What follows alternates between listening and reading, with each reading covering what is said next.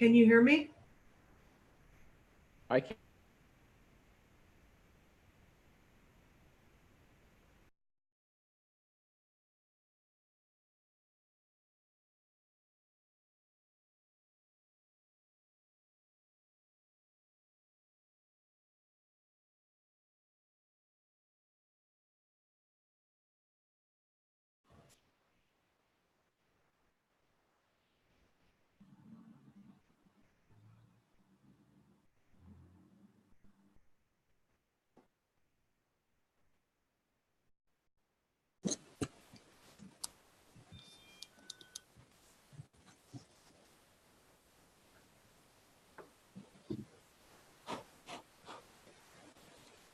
Oh, you guys probably can't hear me because I'm muted. I'm talking.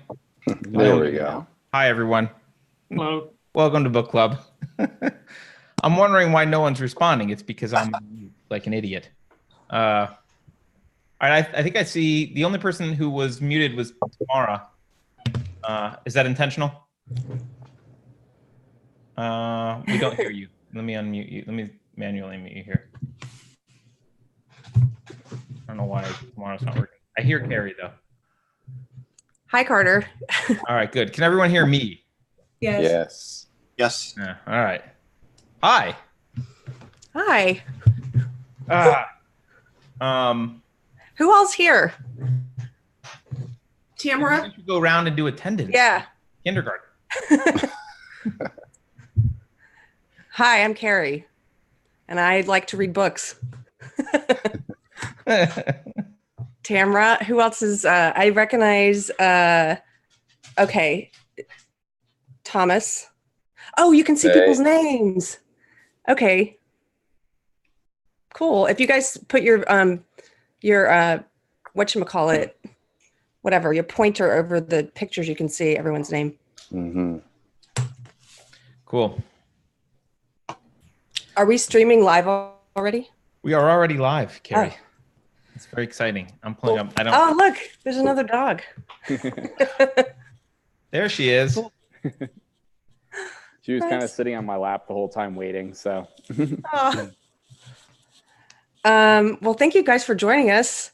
This is really exciting. I had just like Brave New World. I hadn't read this book since I was a kid, and it was really different reading it now. Yeah.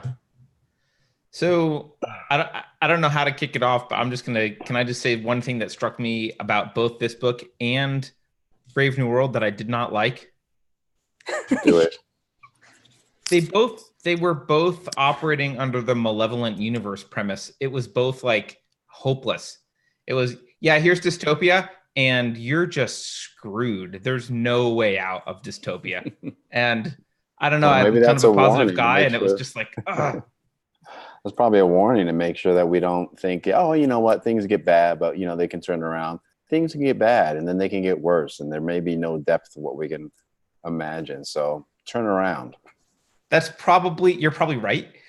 I still don't like it, but you're probably right. Wait, hold on. We have two more people coming in here. Oh, wow, cool. Yeah. Yeah, it was kind of a, did anyone else cry? Reading? It's depressing to tell, that's for sure. Depressing. Yeah. Although, you know, to further Carter's point, I'd say that it does show you, like in my opinion, if you push that ideology to its extreme, I don't think it's sustainable. Like something like that just can't keep going on like that. It has to end. That's an interesting point, right? Because he was saying the whole premise was like, oh, the proles will never revolt. And I don't know. It's painting them with a pretty broad brush and assuming that there's going to be no dissatisfaction there. I don't know. Well, I think I remember there were some proles who tended to stand out in the same way that Winston did, and they made sure that they got rid of them pretty quickly. So I think they kept a close eye on it. So maybe that was their means of making sure that didn't happen. Yeah. So, yeah. Just a quick thing, Carter. I don't know if you saw it, but Stephen is stuck on mute. Okay, you took care of it. Never mind. Yep. I'm good. Cool. Say something brilliant now, Stephen. I think this book is asking the question, what happens? Is it possible for the state to become so powerful that it can just solidify its domination? I think it's a reasonable question to ask. I think it's a great question to ask. This is your favorite book, right? Yeah. So you've thought about this a lot more than the rest of us, I assume. Yeah, I like miserable things. And if I recall, you didn't like Brave New World, right? No, it was just a bit it was all the childishness of it. I just found it really kind of sickening.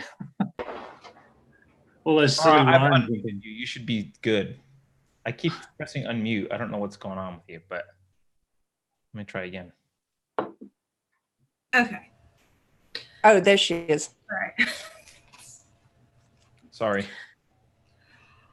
I noticed a few parallels between how they imagine the world and I think it was Aristotle of the natural slave of assuming society has to have this pyramid structure with 10 to 20% on top and everybody else is just a dumb idiot. So instead of saying average is here and half are smarter than average, they're going, well, we'll have this 10 to 20% alphas or upper party, middle class betas and the outer party, and then everybody else is just a dumb idiot who totally needs to be told what to do and how to live, and as long as they know their place and have little luxuries, they'll all be totally happy with how they live. Soma versus, oh, well, you get porn and literature and we don't care about your intellectual culture because you don't have an intellect.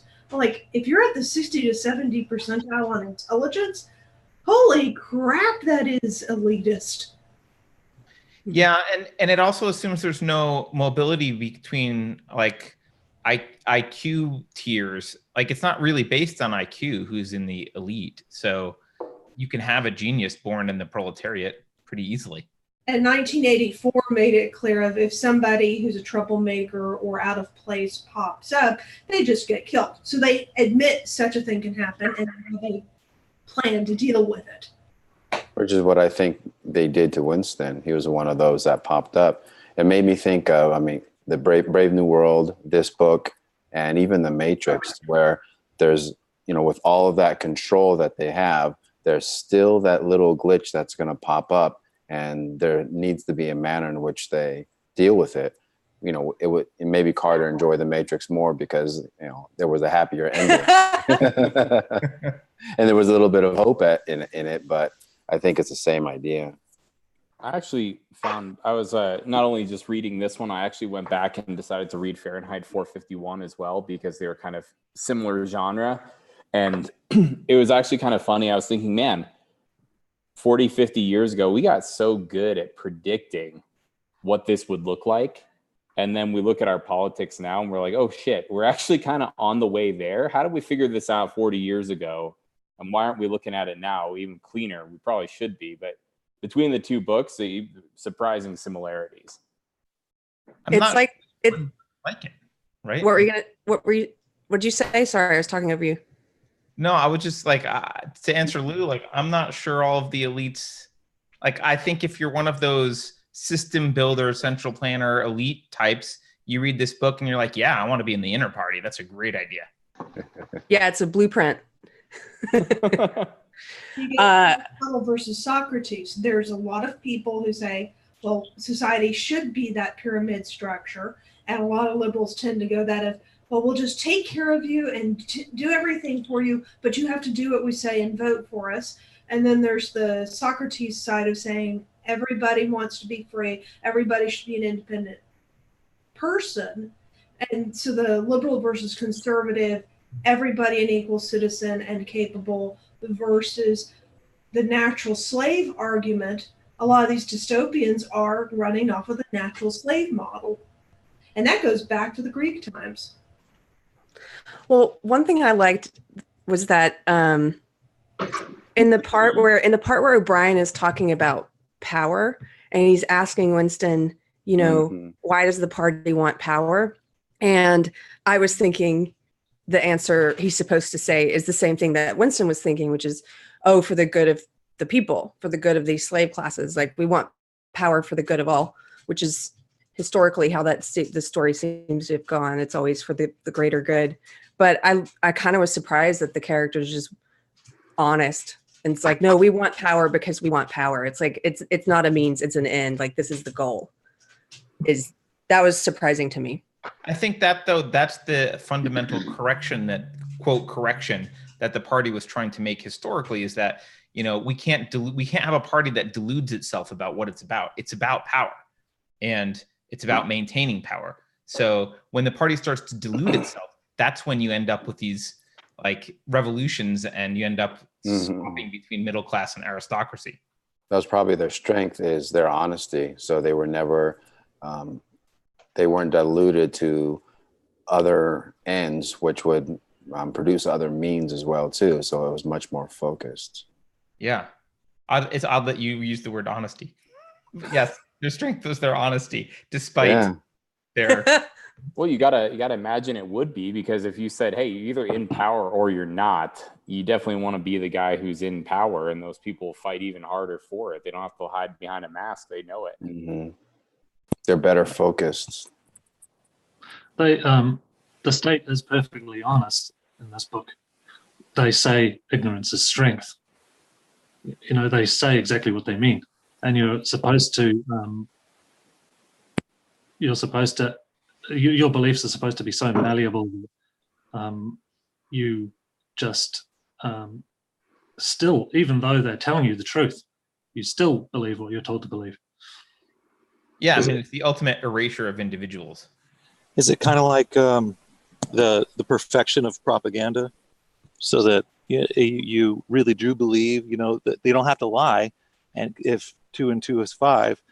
If you really believe it, if you can perfect that propaganda, somehow it's like it's sort of like it assumes that you can perfect the propaganda, so everyone actually does believe, you know. And I don't think that's possible. I think he was trying to like exaggerate the point, but well, I don't know. I think it's possible, and I think it's kind of happening now. I mean, there's a lot of things that I think we know people spout off about that they probably believe is actually true. And in our heads, well, I don't want to speak for everyone. In my head, and some people that I've interacted with here before, we're looking at those things like, you can't believe that's actually true. But I think some of these people are starting to believe some of these construction type things when it comes to society are actually true. So they, in some sense, do believe 2 + 2 = 5. Well, No, yeah. I totally agree with you. Yeah. In the world, they said the goal was, under no circumstances should moral education be conscious. It needs to be emotional. And the end goal here of victory was, you love Big Brother and nothing else. In both cases, it was emotional conditioning to train you, and on the idea that logic will follow. You know who else said that? Was that mad Dr. Nazi Goebbels or whatever? Oh, the propagandist. Yeah, he's mentioned something about that with training emotion and disregarding facts. 1984 was written in 1948 by people who just survived World War II. Therefore, that is a very strong parallel that I think Big Brother was modeled more off of Stalin. Is that the time you'd be referring to? Yeah. Was it 2 minutes of hate time every day or something? Say that again? I think the hate time is related to that, for sure. Yeah. Yeah. Well, how they stir the emotion. Like, even when Winston goes in there not wanting to participate, but just going through the motions, but then his emotion he gets pulled into it, which I think can be a very human thing. Like, if you're in the middle of a mob and maybe you have no intention of joining the mob, but your friend is joining in, and then this person's joining in, and I don't know, there's something about that that's really interesting to me about human behavior. Has anyone here experienced that? Yeah, in my 20s, I had the opportunity to travel to Tibet, and I got to see a Chinese shaming circle where they were, one person was in the middle, and all these people were hurling insults at him, at this person, and he was just like, head down, accepting all his judgments that he was getting, and it was just so sad. It was ridiculously just horrible. Sounds like a Twitter mob. I had a weird relationship with my father, but he did something interesting to me once. I have a younger sister, and we went to to watch her ballet recital. She was little, so it was crappy, right? So we went to watch this ballet recital, and it's all these kids in a big auditorium. And he was a little bit weird, my dad, but he turned to me at one point in the middle of the show, nothing going on, and he said, "People are sheep, watch." And he just started clapping like the best thing had just happened. And pretty soon, like, people around us started clapping, and then the whole auditorium started clapping. I think it was one of the things that I appreciate that he did, because absolutely people can get sucked into that mentality, that frenzy of like either good or bad.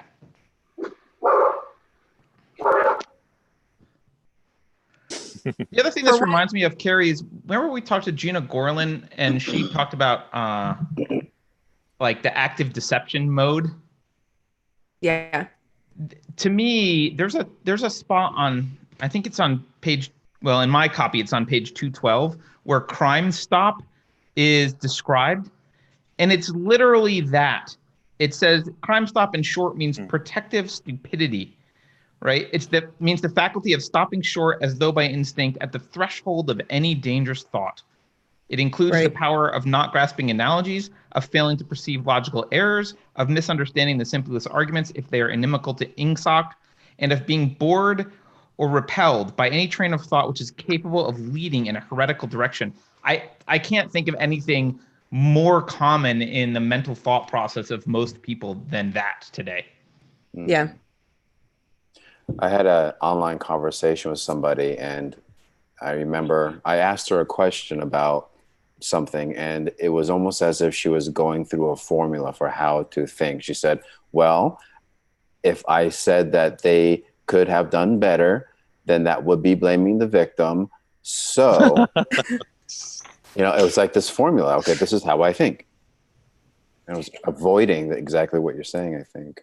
And cognizant of the consequences, and like, oh, I'm not allowed to blame the victim. That falls into that category. Therefore, I can't go down that. Yeah. I actually think that was. Oh, sorry. I was just going to say, I was writing down some of my favorite quotes as I read, and on my page 53, there was a quote that said, this was his friend who was writing the Newspeak, the new edition of Newspeak dictionary. And he said, in the future, there will be no thought. Orthodoxy means not thinking, not needing to think. Orthodoxy is unconsciousness. And that really made me think of what you're talking about, and just how, like, I've described it in the past with people who subscribe to the ideology I used to subscribe to, that when I look back on it, I wasn't thinking back then. I was doing kind of what you were describing, Thomas. I was sorting through an inventory of correct things to say and trying to find the right one. And sometimes you can see someone physically, and I've seen people where they're stopping themselves, like what you're talking about, Carter, where they just stop themselves from uttering their actual thought and are kind of like putting everything through this filter of what is the appropriate thing to say. But it's a muscle they're training, right? So they're actually stopping themselves from thinking the thought. Yeah. Eventually. Right. They're letting the limbic system think for them. So it's getting to that emotional thing, where the emotion is more important. Your love of Big Brother is a lot more important than who we're at war with. Right. Have you guys ever felt that? Have you ever felt like I think maybe when I was in high school, I had some weird things that I was in love with, like ideas that I was in love with, and it would shut out any rational kind of. Oh yeah, totally. Alan, by the way, I want to be where you are. That looks very relaxing. Yeah, it's my hammock in the backyard. Oh, is that why you're sideways? Yeah. We all have to be in hammocks. Yeah. That's awesome. Yeah, something that also struck me was I think this is just a hyperbole of how powerful it is to accept any lie, right? You start accepting a little lie and it spirals out of control until you have to accept 2 + 2 is 5. And I don't know, maybe Stephen can give his comments here because I'm gonna view you as the 1984 expert. But my what I got out of this was like, that was an intentional warning, like, hey, this is what you can't, when you let a little bit of accepting lies in, it leads to this dystopian consequence. Yeah, sounds good. Yep, I agree. Dr. Gordon, the book club. The expert. The book club started with Dr. Jordan Peterson, and he was a very strong student of communism, trying to understand how it happened and other real fascist movements. And one of his statements was, tyranny depends on lies. That's why you need to speak the truth, or at least don't lie. Yeah. He talks a lot about the Gulag Archipelago, which I haven't read yet. I started listening to it on books on tape, but I've read some of his quotes about it, or maybe this was the part that I listened to. But there's a part in the book where after he gets arrested essentially and thrown in the Ministry of Love, when he starts seeing the other unpersons, the other political prisoners who are coming in. And then you see Parsons, who you don't expect to be there because he was so loyal to the party and dumb. And it just reminded me of Solzhenitsyn talking about how the most loyal and committed Marxists would get picked up, and they would get turned in by their own family. And then even in the labor camps, they would not renounce the party, and they would still be singing its praises, though they were on the receiving end of of its punishment. It just blew my mind. But that scene there with Parsons is still like singing the praises of the party and kind of proud of his daughter for turning him in. Yeah. Did anyone see the TV series Chernobyl? No. Yes. Not yet. So they're at the very end when he's on trial and he kind of sticks it to the state. He starts going through a lot of the things that led to the explosion at Chernobyl, and essentially it was a beautiful scene. I think I've YouTubed just the trial scene and watched that so many times because he said, how does Chernobyl happen? Lies. That's how it happens. And it was exactly what we're talking about here, to where a little lie here and a little lie there. Next thing you know, you have a whole nuclear power system built on shoddy equipment just to cover your butt and someone else's butt, and now you have millions of people affected. That's a great point. Could some of that be out of fear, though? Basically, by pointing the finger to other people around you, it sort of takes the suspicion away from you, because everybody's got a little bit of guilt in them. I think, I mean, that applies, I think, not even just in stories, but just anything. I mean, I've been in product development for years, and one of the most difficult things to do is admit you've made a mistake.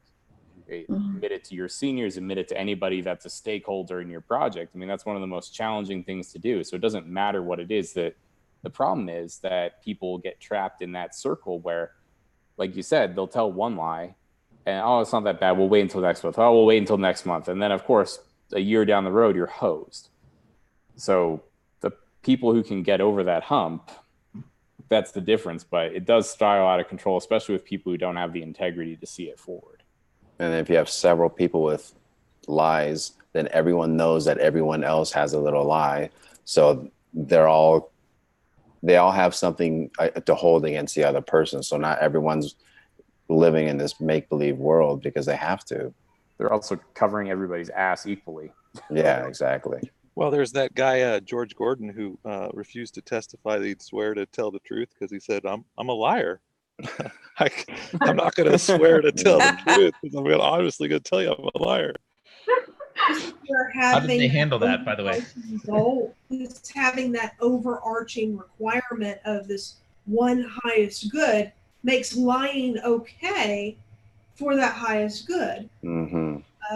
In Islam, to qiyat, it is okay to lie to protect somebody. It's okay to lie to get them to convert to Islam.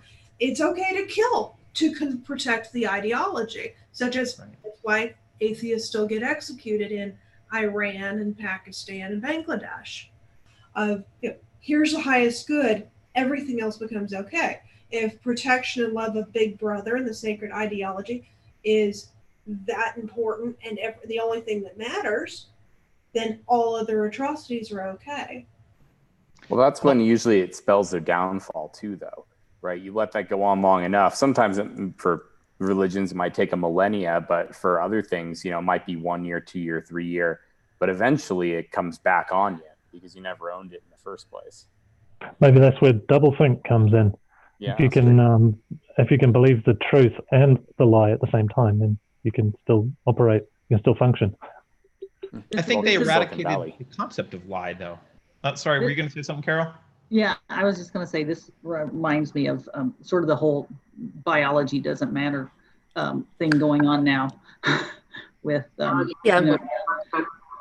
if we can believe that there are no true differences between men and women and the whole transgender women competing with biological women, and you have to believe that there's no difference when you're if you don't have a uterus, you can't have an opinion on abortion, but you don't need a uterus to run in the women's sports team.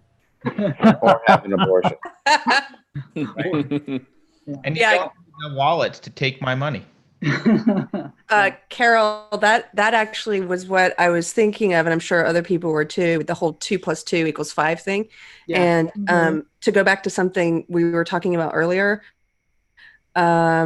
about how some of this stuff is this is like an exaggeration, the book. It's an exaggeration of some of the stuff that I see happening already. But there's one part, this was on my page 256, where he says, he's basically like how they're remaking people. They're getting them to accept 2 + 2 = 5 in the book through torture and, through force and through, getting in their head and manipulating them. But what I see happening around me, it's like people are accepting that 2 + 2 = 5 without having to be tortured. It's just through social pressure. Right. And that's what I'm not sure if y'all can hear me or not, but that's exactly what I was thinking. I'm sort of new. I'm just learning about postmodernism and things like that. I just knew that I've had all these feelings about all this stuff that's been going on, but I haven't known exactly what to call it. So I've been listening to y'all and listening to a lot of people. And I first read this book, I'm going to date myself, in 1978 when I was 15 years old. And at the time I thought, this is crazy. I'm living in America. This is never going to happen. It sounded like some, weird far off thing. But now that I've come back and revisited it, that's exactly what I saw. All this stuff about my truth, and there are many truths, and rational thought doesn't mean anything. That's a construct of the patriarchy, and all of that's definitely the parallels that I saw in it so much, postmodernism, and also how there's just no humor in any of these people. There's no humor. Nobody is happy. And what you said before about they're not able to grasp analogies with things. Well, they're not able to grasp satire and parody and things like that. Everybody takes everything so literal because the language has been pared down. The newspeak is all about making sure that nobody has a wide vocabulary. Everybody's using this tiny, tiny little vocabulary of only just a few little words that you're allowed to use. And I kind of, well, I kind of gauge a lot of things in my life, and this is how crazy I am, but I gauge a lot of things in my life by Monty Python. And I've been amazed at the younger people that I know that don't think Monty Python is funny. And it's because they don't get it. They don't get the parody, the satire. I've watched, how can you watch The Holy Grail and sit there and say, that's not funny? Yeah. People who don't like Mel Brooks. It's offensive now, though, Sharon. Is it Sharon? Sharon. Nice to meet you. It's offensive now, though, because remember the bit about I want to be a woman? I think that was in The Life of Brian. Yeah. I watched that today again. Yes. Well, when I was very young, we only got 3 channels out in the country where I was raised in South Georgia. And, you had to get up on the roof and turn the antenna. And I just knew that there was this crazy program that came on late at night with these British people, and I didn't know what it was about. But Monty Python made me want to go look things up. I know who some of these things are, and artists are, and philosophers are, because I heard them joking about it, and I wanted to get the joke so bad. It's like I really want to understand what's funny.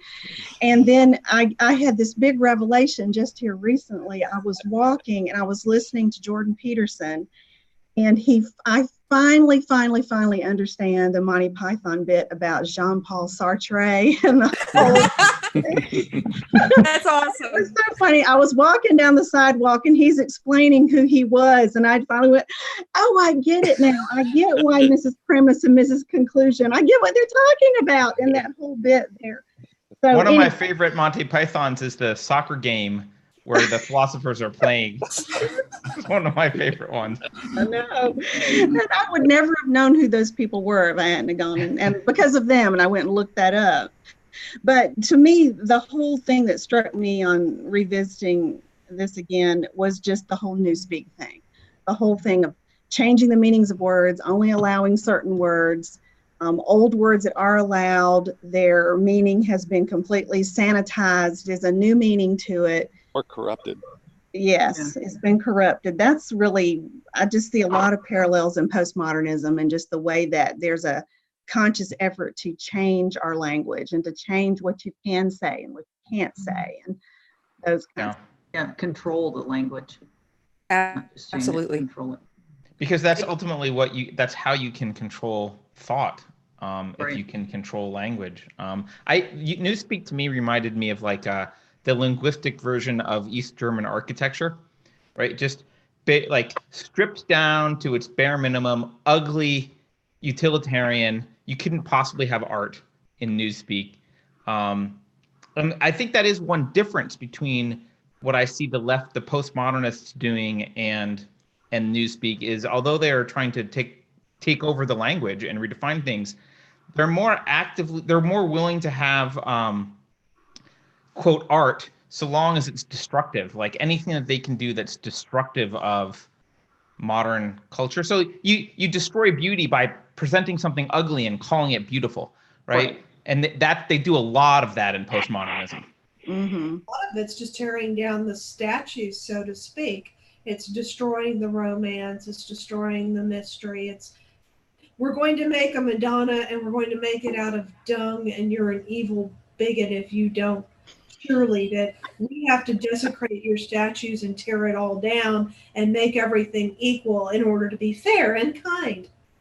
Well, actually, and the tearing down of statues, that actually, when they talked about, I thought of that when they talked about, just the changing of history, the erasing of history. Exactly. Not the changing, the erasing of history. Yes, and I'm a Southerner who loves Southern history, and just the way that all of that is being kind of rewritten, and it's so much more nuanced and multi-layered than most people understand. And so, yeah, there's a lot to say there, Yeah. Definitely about that. And anyway, yeah, I agree. But it's weird. Because that was on mine on page 155. Every statue and street and building has been renamed. Every date had been altered. Nothing exists. History has stopped. Nothing exists except in an endless present in which the party is always right. I underlined that part, and that's what I was thinking. That gives me chills. Yeah, that part. That endless present also reminds me again of the social justice left, right? Where often, if you'll notice, they don't hold people who are on board today with whatever they're spewing are not held accountable for things that they might have said 2 years ago that were not okay, right? They don't look at someone and say, these are the rules, and let's look at how you have done it historically. It's, are you on board right now? And if we change the rule tomorrow, will you change with us? And if you won't, then you're a heretic. Yeah, well, sometimes they're held accountable, though, Carter. If you, look at how they just dug up stuff from Sarah Silverman's past. It's But I think it's because she's doing something that they don't like now. They're choosing to do it. Maybe, but I think sometimes they just go after their own just to make a point, to keep everyone terrified. And works. Yeah, it works. They're terrified. It's a potent weapon to use against a rival. Who wanted to get the TV special or the TV show role that she was getting? And if they tear her down, now somebody else gets the spot. which we also see in 1984 of, do I accuse you before you accuse me, or can I accuse somebody to get them unpersoned, and then the job opens up? Yep. Yeah. I was actually going to say from a newspeak thing, I was thinking about the language terminology change in San Francisco, where it's now you can't refer to somebody as a felon anymore. You have to refer to them as a justice-involved individual. So they're trying to get rid of felons simply by not having felon be a term anymore. I mean, that's what they're doing. Wait, but why is felon bad? Because they don't want, I guess when people are getting hired or whatever else it is, they don't want you to be a felon. You're just a justice-involved individual, and they don't want it on their crime stats. Wait, and then so they can vote. Hold on, a little clarity. Is it an HR thing? Is it actually in the courts, or is it like a journalist thing? Well, no, I think they just actually passed a bill that physically said you're not allowed to refer to them as felons anymore. You're supposed to refer to them as justice-involved individuals. I can't remember the name of the exact bill, Carter. Maybe you can. Yeah, it is San Francisco. It's a San Francisco city thing. I don't know if it's in the courts, like illegal to refer to them that way, but I think it is for employers. Like all the employers has to be justice involved individual and blah blah blah. Like they're mandating employer forms are changed or whatever. Heaven forbid that anyone should be judged by their actions. Right. Right. Laura, what were you going to say something? I forgot, but it was good. I mean, this is good. I like it.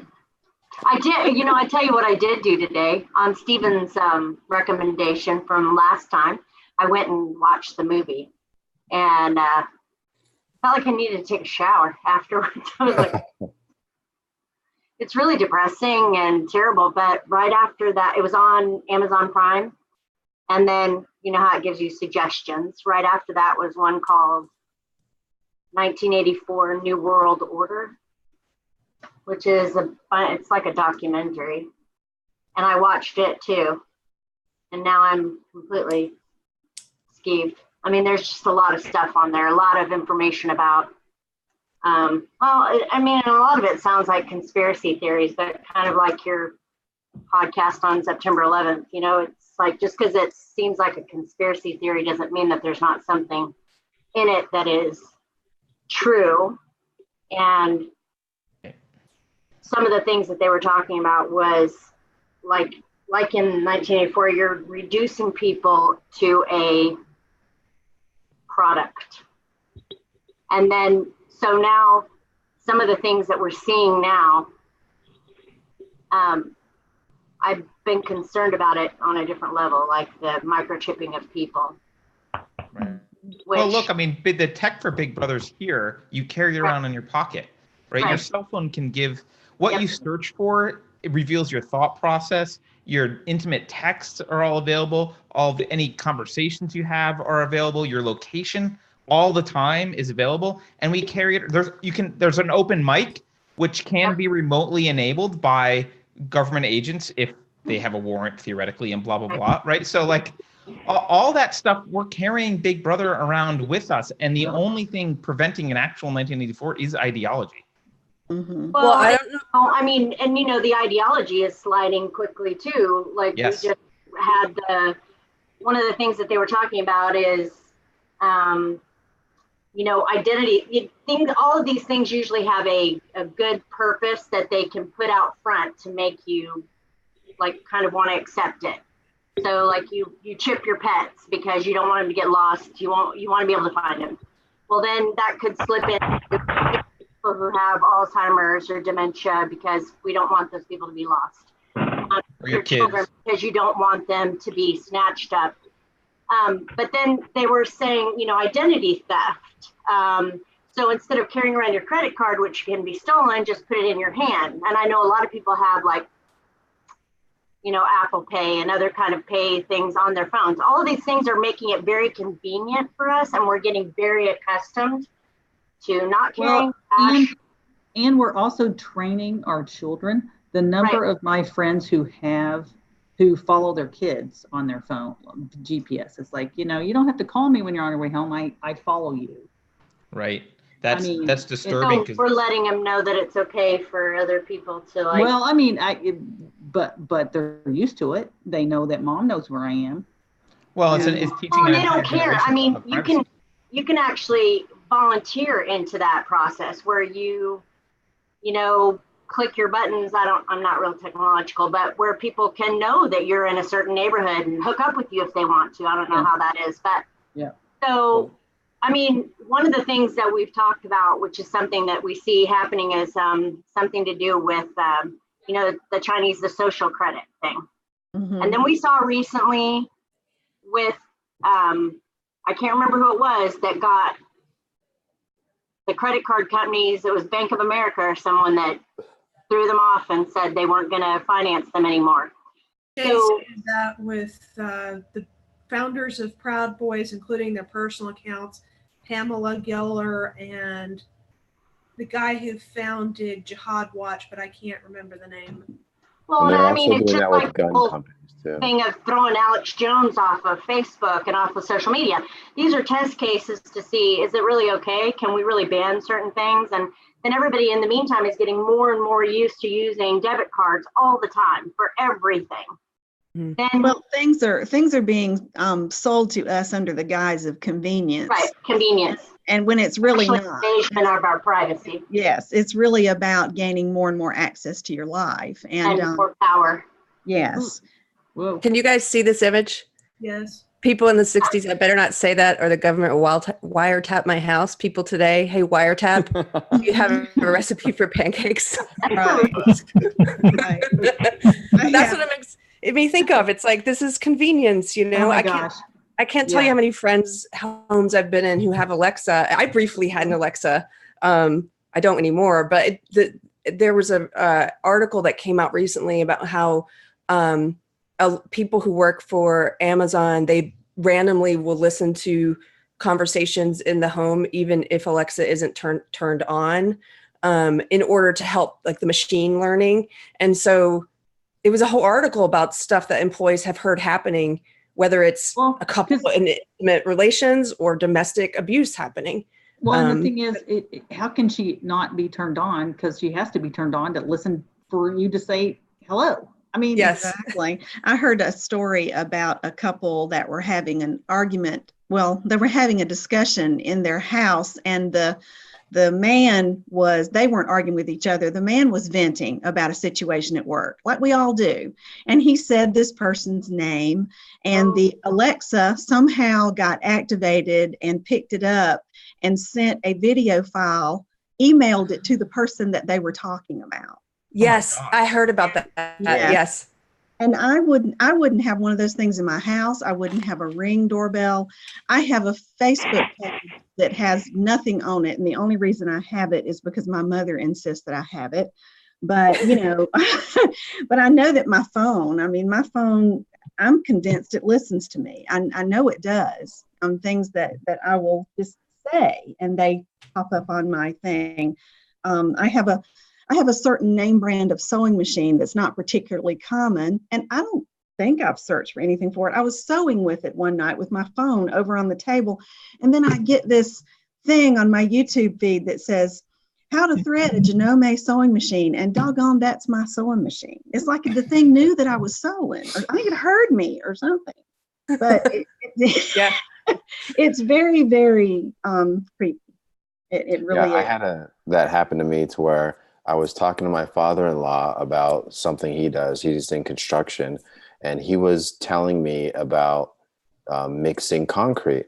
And you have to mix concrete to get the air bubbles out from it. And there's a machine that stirs it up and it gets the air bubbles out,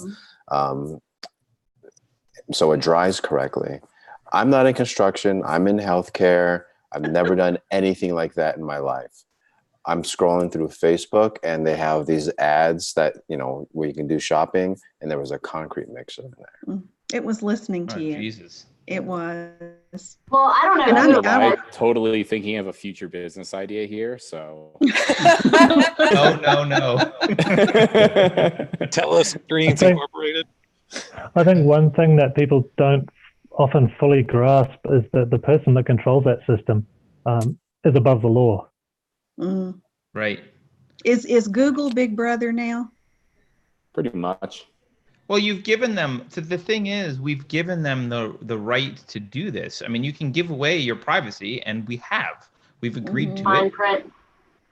You know, I mean, even as far back as when I was a kid, I remember the FBI was convincing parents in my town to like have their kids fingerprinted just in case they were abducted somehow at some day, and like that would be really valuable. But you know, fingerprints don't change, so now the FBI's got a database of a bunch of like everyone and every town, every kid. 10 years later, they've Sorry, really relevant to that. They just found here in Colorado, they solved a 38-year-old murder because somebody uploaded his DNA to Ancestry.com, and that was the guy whose DNA sequence matched. Yeah. Well, it's funny because like when you hear something like that, your instinct is to say, well, that's great. I'm glad that murder was solved. But you don't think about I don't think it's our nature to think about all the other non-great ways. What would Newspeak be for that? Ungood ways. Double ungood. Yeah. Double ungood plus. Well, because it's not even that guy. It's not even like that guy uploaded DNA. It's like some member of his family did, right? I mean, I think. Oh, really? The guy in California, it was a relative. I'm not sure about the one in Colorado. Right. There's been more than one. Yeah, I think this one he uploaded it himself. I didn't know they share that information with people who are in law enforcement. Yes, they do. And not only that, and I watched, I was almost to do a DNA kit just because I thought it was interesting. And then I was in the car one day listening to NPR, and they did this big thing on it, pros and cons. And apparently in the fine print, you're basically giving them you're giving it away. Yeah, you're giving them your DNA sample is theirs. It is now their property, and they can do with it as they please. Can they sue you for making cells out of it? Do what? Oh, wow. Can they sue you for making cells out of it? Oh shit. No, but if I hope not. Genetic disorders, you don't get anything for it. I'm probably one of the few people who intentionally donated DNA for identifying genetic markers for genetic diseases, where we actually as a family agreed and said, here's our DNA, go look for the risk factors for this, knowing that it may help other next generation members of the family. But my genetic genealogy data can be used in the same way without my consent and without any potential information, but I could come back and get discriminated against for, I don't know, if they say, we think you've got the BRCA1 gene that dramatically increases your risk of having breast cancer and uterine cancer. If you'd like to continue your health insurance, please have a mastectomy. We've opened up the door to that type of genetic discrimination by other databases. It hasn't happened yet, but what happens when they start finding more and more gene markers for cancer and so forth and say, we've tested the baby. We can't make you abort the baby, but we can refuse health insurance if you choose to have it. Right. Oh, wow. Did you see the movie Gattaca? Yeah. That's a great movie. It's that kind of world. It's that kind of dystopia in which it's a little bit more benevolent universe rather than benevolent, but it's still that world. And I thought those tests were completely anonymized, though. Yeah, it's a social media. If you're on a genetic genealogy site, they've got your genetic information and they've got the family tree to the degree you have chosen to enter it, and they can trace it. I've got branches of the family that are connected back to the 1600s. Well, I mean, they say it's anonymous, but they obviously know because they are working with law enforcement. I've read that that's not the only instance where they're doing that. Like maybe anonymous in that you're not, like, your name isn't given to someone unless you agree that your name would be given to one. Right. But as far as these other things, like if they decide to do random testing of DNA for some sort of good purpose, like disease or whatever, they can use your DNA for that, and they can use your DNA to give to law enforcement to put in a database. Yeah, I was thinking there were certain ones like the Ancestry and the 23andMe that they had to have like a search warrant or something to get it. That the one that they caught the Golden State Killer through was a different one, and that one was, I think, open sourced or something. But I could be wrong. I was just thinking that Ancestry, they had to have a search warrant to do it. A reason. It may have changed. Like a year ago when I listened to this program, it was 23andMe, Ancestry.com, and what is the other one that's really, really, that was the top three. I can't remember the other one, I'm sorry. But it was those three, they were discussing the three of them and what the rules were for them. It made me back out of doing it because I don't know how I feel about it. You know, I mean, I might do it eventually, but I wanted to think about it some more. Too late for me. Actually, in a way, I actually hold back a lot of data now from any online thing. I mean, even as simple as like, you know, on Facebook a couple of years ago, I'd always be tempted to post, you know, hey, this is something I'm doing. And the other day I went to a shooting competition and I was like, oh man, I wanted to like post something about being there. And I was like, you know what? I probably shouldn't. Right. Because eventually, right, Facebook is going to be like, anybody who's ever mentioned guns, we're going to add them to a list. And here's all the people that own guns in the US, right? Or here's all the people who say this. I mean, even in the book, right, they're afraid of the screens. And if you can imagine having a conversation in your own house where you're like, God, I'm so pissed, I want to just shoot that person in the head. And your Alexa, hopefully my Alexa's not listening. Sorry. You know, hopefully that thing doesn't take a recording and think about all the shit or the stuff that you said. And then next thing you know, you got the red flag gun laws, somebody's knocking down your door, and then there you go. Well, and now aren't they saying a lot of things with YouTube and different things that have been happening with that, with, you know, Tim Pool and Steven Crowder and all these things that have gone on, that context doesn't matter, that you said it, even if you're quoting somebody else, right, you still said it. And so context does not matter. Well, it's not only are they taking things out of context, also, I think one thing on the horizon that sort of relates back to the book, and because they're constantly faking the past and they're even creating fake people and whatever, but is this whole digital fakes thing, where I think they're getting really close to being able to take someone like Jordan Peterson and have software that can now that already exists. Yeah, they can already do that. Yeah. Have you gone to that voice thing online? Like, it's I haven't, but I've heard of it, and I thought how funny they picked him to do, because they can't stand him. They don't like a lot of what he's saying. So I just thought it was kind of funny that they picked him to do it. Wait, what is it that you guys are talking about? So there's an online website where you can go online and basically read like a handful of phrases however you would read them, and then within a few minutes you can type a phrase and it'll respond exactly, including your intonation, how you pause, how you do, like, it sounds like you. It's creepy. But they've got one where you can make, but isn't it one where you can probably shouldn't try it. Yeah.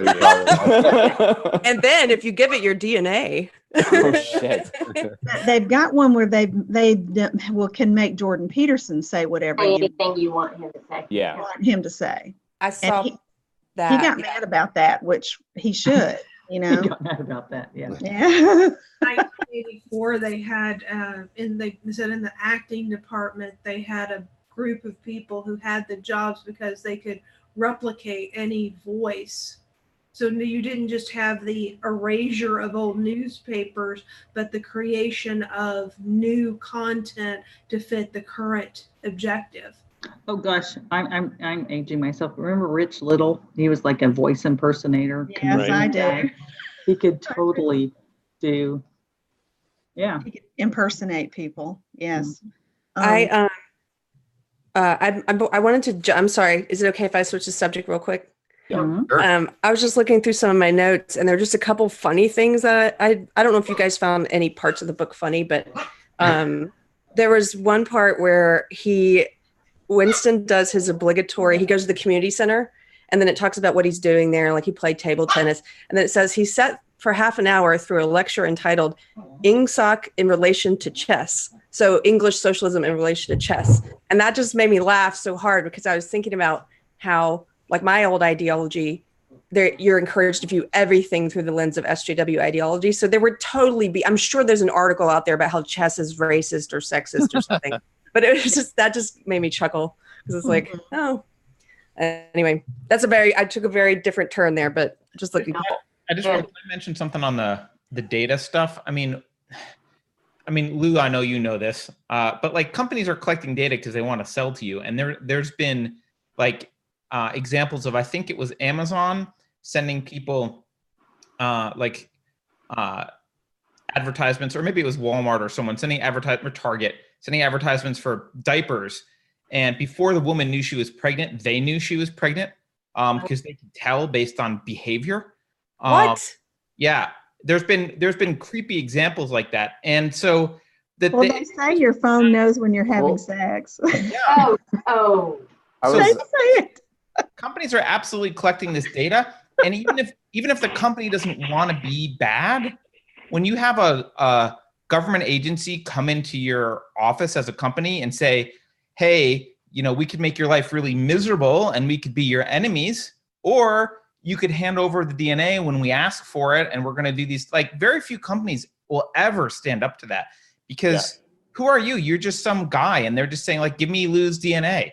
We think he's a bad guy. Give us, we don't need a warrant. If you give it to us, you have it. That's actually the bigger worry. I mean, like I dealt with like health data with the first company that I had, and you'd be surprised how much you can tell about an individual based on purely voluntary data. And I was going to say, there are lots of apps with women where you track your cycle.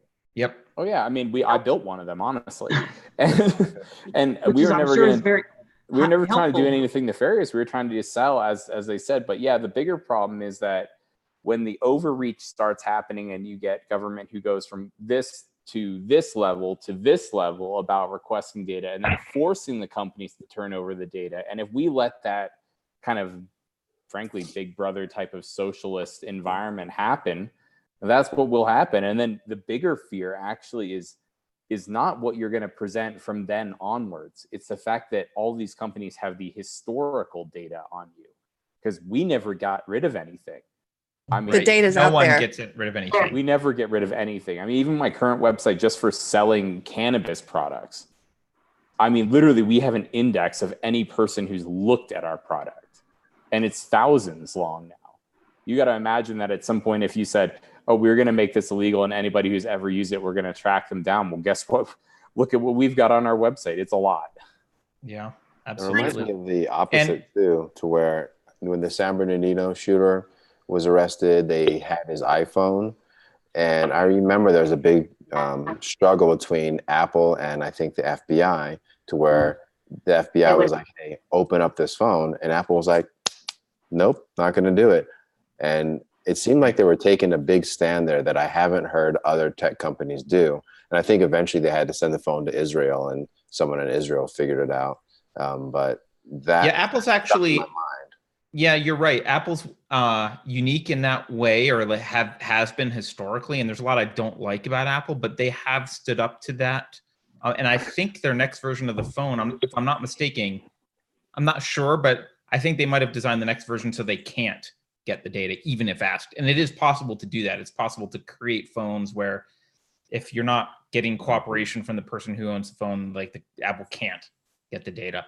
And I think that was what their plan was moving forward. But I mean, look at how our country, look at how the U.S. reacted to Snowden. Nothing. We had some hearings, like Snowden was in the news for a little bit, and like, do you think? I mean, that was all blatant constitutional violations, spying on U.S. citizens, and did anyone care? No. In 1984, they talk about how when this Goldstein type book, that the war and security justifies everything.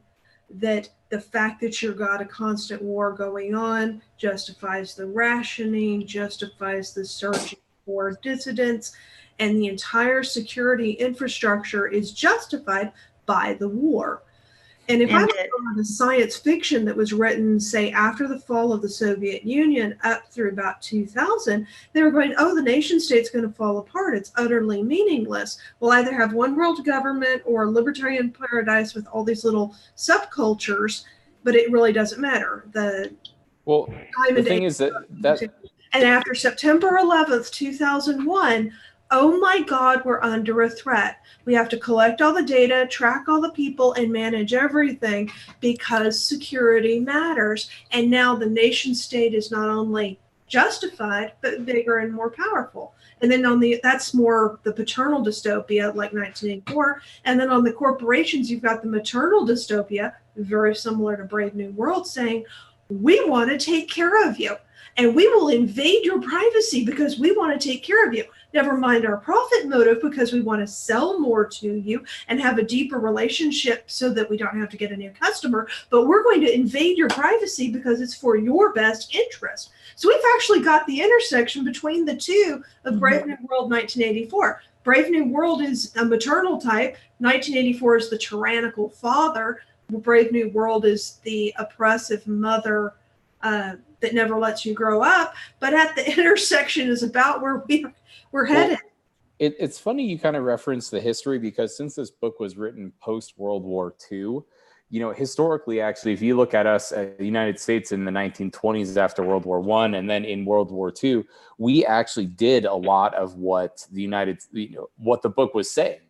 We rationed. In fact, in Colorado, they basically closed down mining operations unless you were mining for lead or alloys that could make steel for the war machines. They basically made it illegal. That killed the mining industry here in Colorado. We practiced so many of the things that are in that book firsthand. We haven't done it in years, but we did it. And I can imagine that that's part of where it came from, is seeing a country like ours get 100% dedicated to the war effort, especially on that level. And I think that's why, like, AOC keeps talking of making that reference of, climate change needs to be an effort like we put behind World War II, because that's the kind of, we want everyone to have austerity, and, we need to do these things because it's for the good. I mean, you think that that's part of what? That's why they're trying to mobilize it, because they need to mobilize people they're trying to mobilize people in a way that is warlike. Yeah. So to go back for a second to the idea of social media companies being Big Brother and monitoring thought crime, did anyone else see this article that came out earlier? It came out in August. It was about in July, the FBI published a request. It was a request for a proposal to build a social media early alerting tool is what they're calling it, where they could work with Facebook and Twitter and all these different companies. And the object of it is that it's like the pre-crime thing from, is that Minority Report? Minority Report. Yes. And so this is like something they're working on right now, I guess. I haven't seen anything since that came out in August, but that combined with this one other article that came out about Facebook. So 2 years ago, Facebook announced that it was working on a brain-computer interface, a BCI, with 60 people on the project. It's designed to let users type by simply thinking their words. And so those two things together kind of freak me out. That freaks me out. Inside my head's a scary place. I wouldn't want it out coming out like that, unfiltered. I would say that it's always funny because the things that we exactly create to, quote, protect us are often the things that end up hurting us the most. Doesn't matter what you do, even startup world, right? You create this one provision in your operating agreement early on that's supposed to, quote, protect the founders or something like that, ends up killing the company, right? It's how it always ends up. Yeah.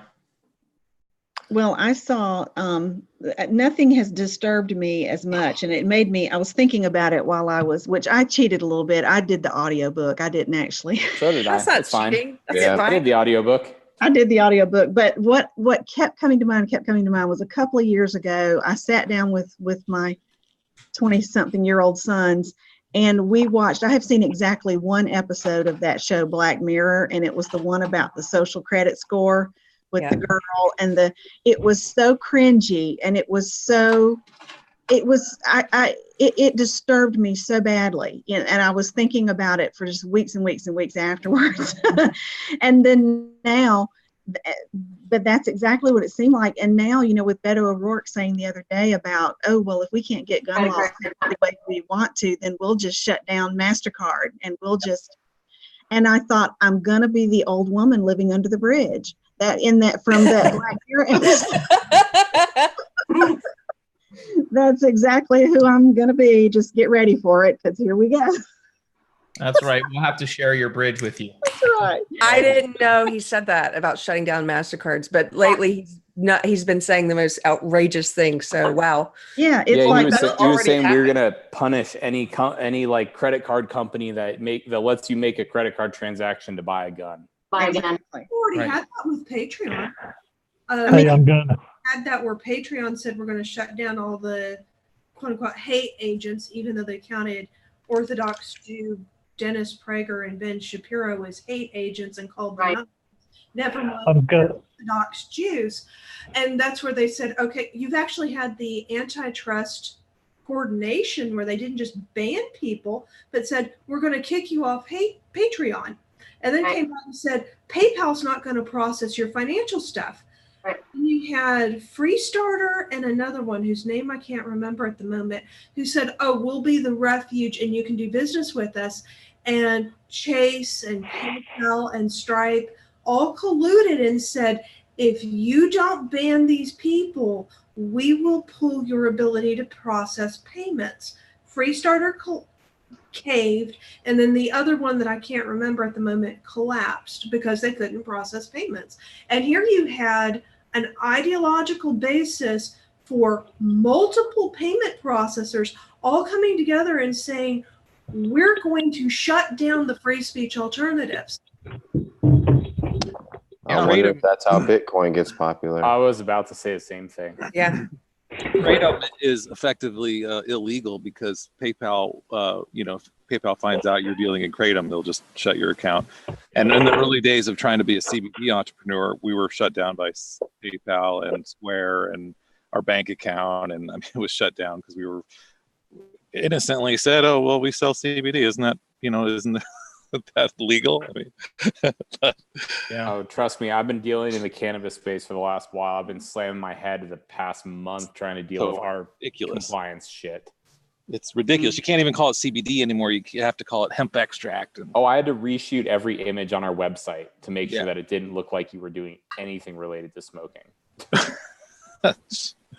Hey, I have a question. So it's happened in cannabis, which is federally illegal, and a lot of people look at that and say, well, okay, it's federally legal. But it's happened with hate speech, as Tamara said. I know it's actually happening for gun manufacturers already. There's been issues. Beto's calling it for like gun owners. I mean, I kind of like we're kind of in just a different version of 1984. It's just a lot more pleasant around us. It's a more comfortable 1984.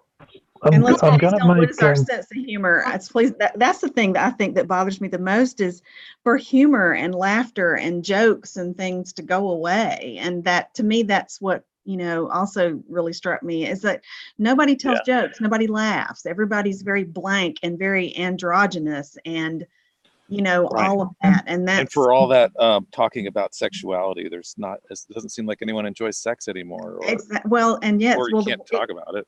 You're not supposed to enjoy it, and especially the women aren't supposed to enjoy it. It's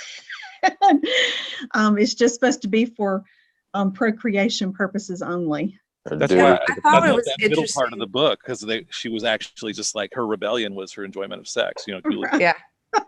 He said you're only a rebel below your waist. Yeah, I remember. That was a good one. But there was a similarity between this book and Brave New World and some of the stuff I see happening now, which was like kind of this destruction of the family being a tool that the party uses or the state uses.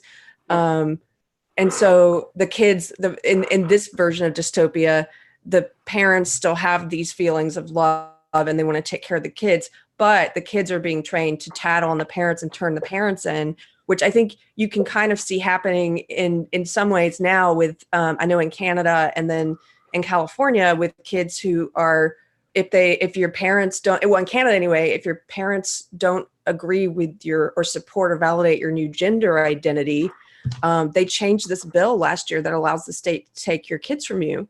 So if your kid basically reports on you and it's like, my parents don't affirm my new identity, it's like the parents don't have the rights anymore. I thought that was really interesting. That's a real custody issue now with divorced parents. There's, I think it's in Ontario, where there's a father who's taking his ex-wife to court because he wants to prevent his. I think he lost. His son from. Did he lose? I think so. He was trying to keep his kid off hormone replacement therapy, but I don't know if they went ahead with it or not. There's one in Dallas too, where the mother says the son is a daughter, and the father says, "When the kid's with me, he's in pants and playing with trucks." Yeah. Well, I have a question I was hoping I could ask and see what people thought about it. I've been trying to speak a lot. Oh, sorry. Steven, I think, wants to say something. No? No, me. Well, I was just going to say that, and that's been the case with underage girls and abortion too in the U.S. It's like they're pushing that in many states that underage girls don't need to have approval from their parents to have abortion. Yep. Oh, that they don't have to have approval? Sorry, Carrie, you're gonna ask a question? No, never mind, Carter. I'm totally kidding. No, I thought Steven wanted to talk because his box keeps going yellow. But if he doesn't want to talk, that's okay. I'm just ragging on you. Yeah. What was I going to ask? Oh, like the big question. So how do we prevent this from happening? And in the book, he talks about the he sees the proles as being the solution and they have to rise up. So I have two questions. One, why do they allow the proles to have a seemingly a better life, freedom? I didn't really get that. And then two, what do we do to prevent this? The reason why the proles are allowed to do whatever they want is because they don't have any political influence. They don't have their hands on the levers of power like the outer party does. They also get the little pleasures, like they're allowed to have pornography. They're allowed to have more personal possessions. They're not being monitored all the time. They have the gambling that's government sanctioned. And so they're given the little pleasures to keep them in line. And they say, well, it's so great that I don't have this higher level. And then you also have the fact that the government will still kill any dissidents. So you're wiping out people at random. And then you lob rockets in once in a while. And sometimes they're just, you have a protest of the funerals. And then I can't worry about overthrowing the government. I've got to rebuild my house. But to me, weren't the proles the deplorables? Yeah. I wrote that down.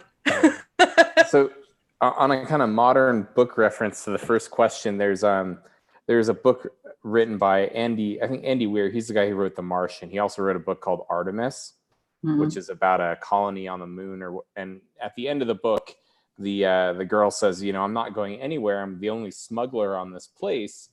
And if I'm allowed to continue doing what I'm doing, everybody can exist in a happy medium, but I can regulate it.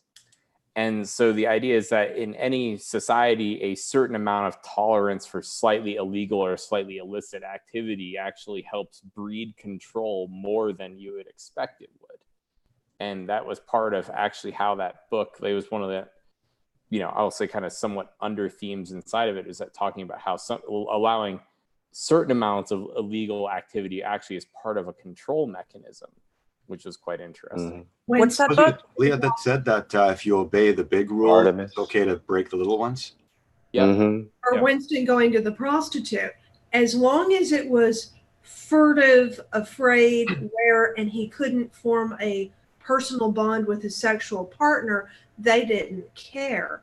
The main thing was breaking up the family union and preventing the emotional attachments of anything except for love of Big Brother. Mm-hmm. Right. That's why I do think that there are a lot of people that don't really believe that it's good for children to be making these kinds of decisions. They don't really believe that it's good for underage girls to not have their parents' consent for abortion. But I think what they do see that as a means to an end to get society where they want it to go. So if that's what they have to endorse and if that's what they have to get behind and push, then that's what certain people are willing to do. And Carrie, one of the things that you have said in a lot of the podcast I've been listening to of y'all talking is that there are some people in the SJW movement and the far fringes of the left that are in it for the right reasons. They think they're doing something good. But then there are other people who are in it for total nefarious reasons. And they want power, they want control. And so I think it's a thinking, okay, we're going to push a lot of these things because we don't really believe in it. We don't ultimately think it's good for humankind, but it's going to get us where it's going to push society to where we want it to be. So that's what we're going to back. And to Carrie's question, I think it goes back to something that Tamara said earlier. And, I think we can talk about the manner in which those different groups are controlled, but how do those people get in those groups in the first place? Mm-hmm. So you have the proles and you have the inner party and you have the outer party. And I think it's actually somewhat of a hierarchy because all the time that they were, that Winston spent with the proles, you can tell that their intellect wasn't probably on par with Winston or anyone on the inner party. So was there a hierarchy early on where they started to figure out who was able to be molded and who wasn't able to be molded and kept them in those arenas? And then they start procreating with each other. And now you have these groups of people who are able to be controlled in these certain manners.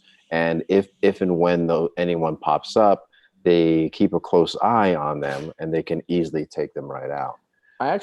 So Carter actually made this point that was pretty interesting maybe it was about a week and a half ago in his podcast. And he had said, in San Francisco Valley, you have this abundance of brilliant engineers, people who work for Facebook, people who work for Google, who solve these incredible problems, right?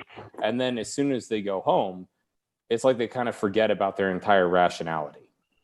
So sometimes it's not a question of the intellect. I actually think that maybe part of their job and part of their working environment in the book actually expends all the energy that they have. So they have nothing left to think about the rest of the situation that they're in. The Bay Area is a great example of that. I have friends from out there who are the most brilliant people on earth. But when you talk about stuff like, I'm a big into the energy industry, and they can't even think beyond what the media has told them because they don't even want to. Mm-hmm. Yeah, I don't think it's IQ. I think it's psychology. I think psychology is way more important than IQ. I think there's both here because one thing that I did notice that they were doing is whenever somebody from the proles, I can't remember what it was, but the guy who was torturing Winston when he was explaining everything, O'Brien, Winston kept talking about the proles creating a revolution or something along that lines. And they said they would find every once in a while there would be somebody who thought differently in the proles and was moving up that ladder, and they would knock them out. I think there is some kind of separation there, and the psychology for one group is going to work on them for certain reasons, and the psychology for Winston. So whatever was working on the proles, I don't think would work on Winston. I think that'd be the best way to say it. I don't know. I think Winston might have been happy if they said your punishment is to be a prole. You and Julia have to go be proles. I think they might have said, all right. Yeah, but I think they're different than everybody else, which is why they would have been able to understand that. But I think there is a bit of a separation there.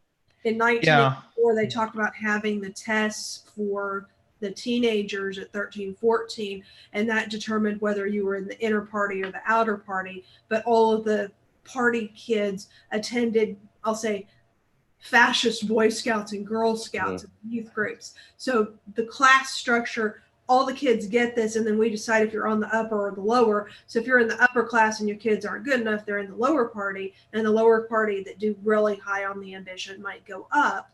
But they might have done sorting like that. Winston was at Reclamation Center as a child because his parents died, or his mother and sister died. We don't know about his father.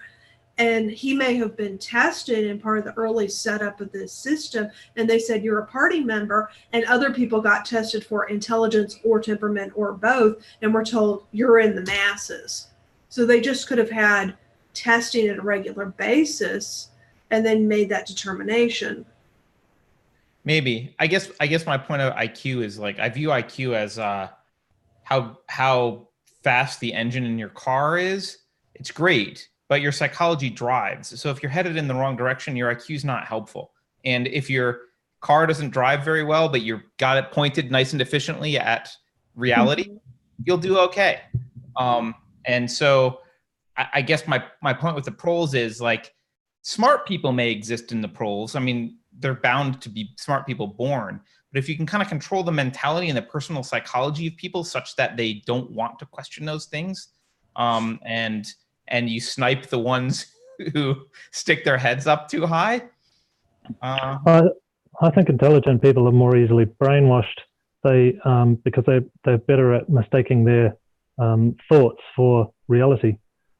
Which is why so many alcoholics, if they're really intelligent, they have those functioning alcoholics to where they can get away with a lot of things and really get to work, get home, have the drinks, wake up, and you may never know. Mm-hmm. Don't hate on me because I'm drinking a beer. This is really funny. I'm jelly. This is touching. Well, Alan, go ahead. Talk. Well, just to answer Carrie's question, for me, the way to prevent it is by surrendering to the apparent fact that it's already happening and it's already won. And if you to the point about like this documentary our friend saw about the New World 1984 and the New World Order, it feels to me like that was always the implied thing, like East Asia and Eurasia and Oceania are all the same one world order, and that's really the way that it actually is going to be made. That power is maintained because it's all unified under one thing, and we can just set up our armies to war against each other to maintain the structure that we've established. If you can, and that's kind of the way I look at modern, the foreign affairs of the world. I just sort of look at it as like this big chess game that's being played by one basic team.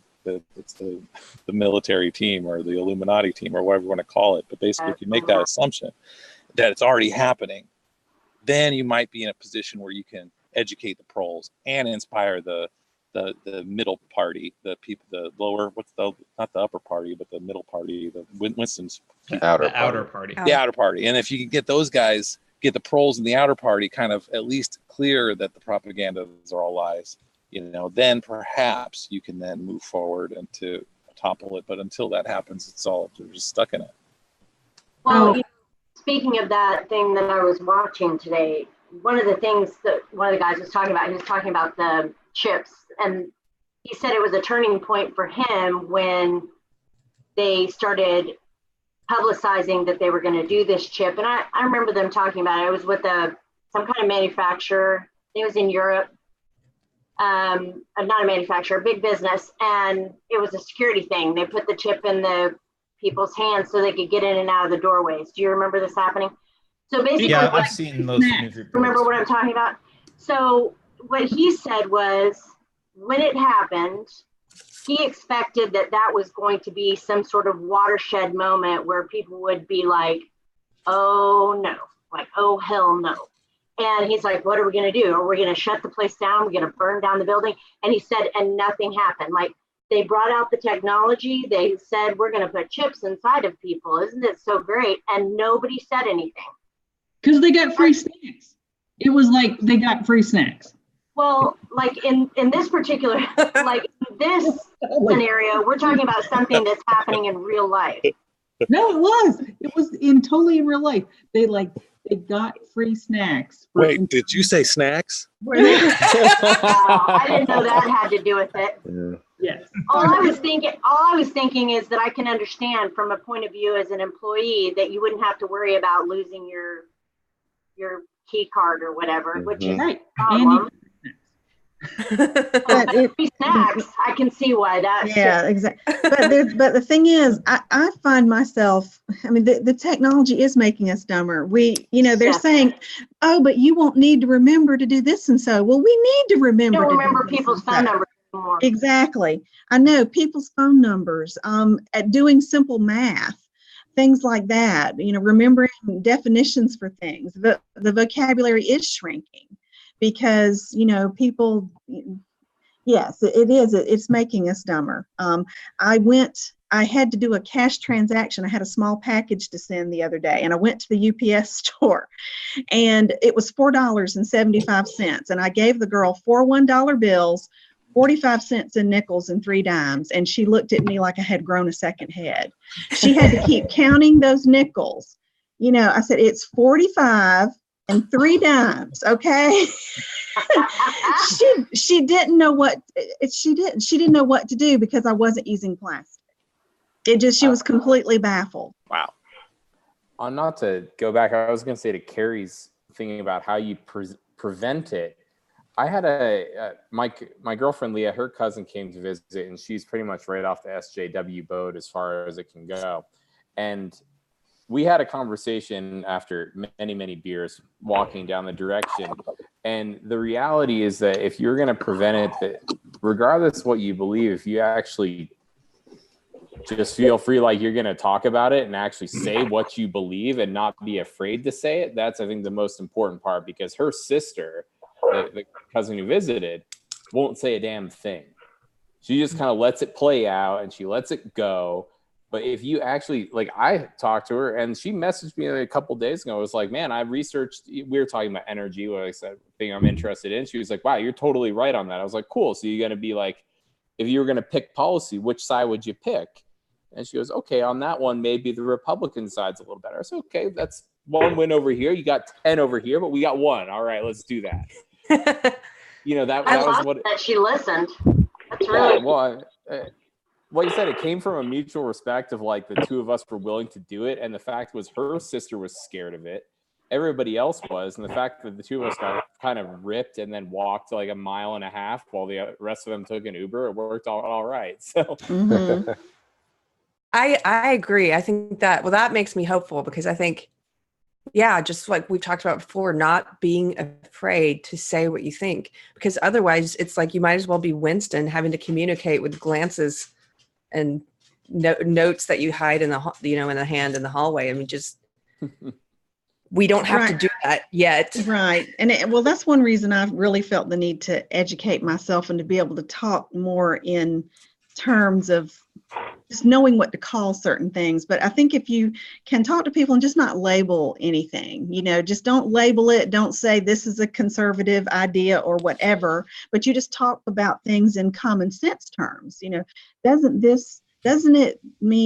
it make a whole lot more sense to do it this way? And things like that. And, as far as, just don't label it any binary Republican or Democrat. Just don't even talk in those terms. Just talk in terms of common sense. And I think you can win people over. The hardest thing is, and I am the parent of a 15-year-old daughter, is that they are inundated with, and to try it's like the teenagers, that's the part that, like, and she's a girl who's grown up with an intact family and everything, but it's like that it just comes at them, all the SJW, all the everything. It's just constantly at them, and it's like, oh yeah, Mom, you're just a bigot. You're just. I was told recently that I just didn't understand because I was older. That was not my son that said that, but one of his friends told me that. Well, we can talk about it more. You just don't understand the new things because you're older. I'm actually, this is kind of interesting thing. So when I'm probably a little bit close, probably assuming in between. I'm in between everybody, right? Mm-hmm. I went and left Colorado and I went to boarding school when I was in high school on the East Coast. And by far, I was probably one of the only kind of maybe slightly more centrist, conservative individuals that were there. And one of the things that my dad did early on, when I wanted to buy something, he was like, well, I'm not going to give you the money. I expect you to figure out how to make it. And the moment that he did that, I understood the kind of capitalist, more like fiscally conservative perspective on how to do things. And by the time I actually ended up in that school, because I went at the age of 15, I was already like, whoa, all your policies suck ass, because you clearly aren't thinking about this in terms of a numerical engineering based perspective. And I think actually with kids, like, they didn't do that with my younger brother, and he didn't pick up the same lessons that I did. And if you were to look at the two of us, you'd look at my younger brother and be like, he's kind of more toward the SJW left, and I'm on the complete opposite spectrum. The only difference was the fact that Cody was the type that would have rather waited to Christmas to get something, versus I was the type who wanted to earn it now. And that was a pretty big early on lesson that Dad gave us. And it changes huge amounts. You got to problem solve, the earlier the better. Yeah. I just want to say something about this generation, though, of high school kids. And, we spoke, Carrie, you remember we spoke to Harrison. I'm friends with his dad. I talked to his dad a lot. And his dad's pretty concerned, because he's telling me, also in Colorado, by the way, Lou, he's telling me that maybe I can go over and slap some. Well, no, he's not concerned about his son. It's just that this whole safe to tell culture, which is this culture of you don't expect to have any privacy. You turn to the state for everything. You turn to authorities for everything. Every problem you have, turn to an authority. And this kind of eradication of individualism, and this eradication of solving your own problems and treating the state like it's your nanny is basically how he's telling me high school kids are these days. This is how they've been indoctrinated. Actually, part of that is the helicopter parenting. Exactly. Yeah, that's what I was going to say. I mean, when I was a child, us kids, we roamed around in unsupervised packs and our parents didn't know where we were, but we learned where, and nor did they care. I mean, my mother would lock us out and say, we'd stand on the porch, but we're hot. Well, drink out of the hose pipe, But the thing about it was, we learned to problem solve. We learned that natural pecking order that happens among kids. We learned how to deal with bullies. We learned how we learned, we played on the train track. We played in sticker bushes and all of this. We learned, don't go in there. There's rattlesnakes in there, or there's a train coming, get off the track. And kids today don't learn how to problem solve with each other. The parents, I was hearing that one of the newer terms is lawnmower parents, which are, it kind of comes after helicopter parents, but it's parents who want to mow every obstacle down in their child's path, so they don't have to have any type of distress. And so what happens is the least little bit of stress, and they just fold like a piece of paper, because they don't know how. They don't know how to do their own problem solving and take responsibility. The grapevine would get home before we did, if we did do something. So we would keep things, we would do things, but we would keep it among ourselves. It's like, you better make sure mama don't find out, So we learned to keep our own secrets, but it's made them incredibly weak. I think it really has. And that reminds me of Carrie, you've mentioned him before, the book about the coddling of the American mind. What's that? Oh yeah. Which, by the way, I hope we get to read at some point in book club. I'd love to read. I know some of you read that one. Well, I think I'm incredibly lucky. I don't think I've done anything different than any other parent has done, but I have a 23-year-old and 25-year-old sons, and they're very, they're very conservative. And I don't know why. I don't know why they are. They just are. But it was my older son who actually got me turned on to listening to Joe Rogan. And kind of the gateway to Nazism. Exactly. Stupid. And I found that I really liked, and I got to where I couldn't tolerate, because I travel with my job and I spend a lot of time in the car. And I honestly, someone mentioned listening to NPR earlier. I've gotten where I can't listen to NPR anymore. I can't. I used to really, really enjoy it, but now it's all just SJW crap every time I turn it on. Yeah. And I can't take it. You So just have that's to know the when lens, right? do what? You have to know the lens. I think it's really important. And it's funny because I every day open up CNN, open up Fox News, open up NBC. It's like, you need to know what everyone is saying. You know what they're saying. Yeah, Mhm. that's why I listen to it. And I first started that during the during the Kavanaugh hearings. Mhm. It was like, wait, we were living in two different worlds here. Let's see Right. what Fox versus CNN is saying about reality, and know that somewhere in the middle is true. But just to be aware that everyone has a lens.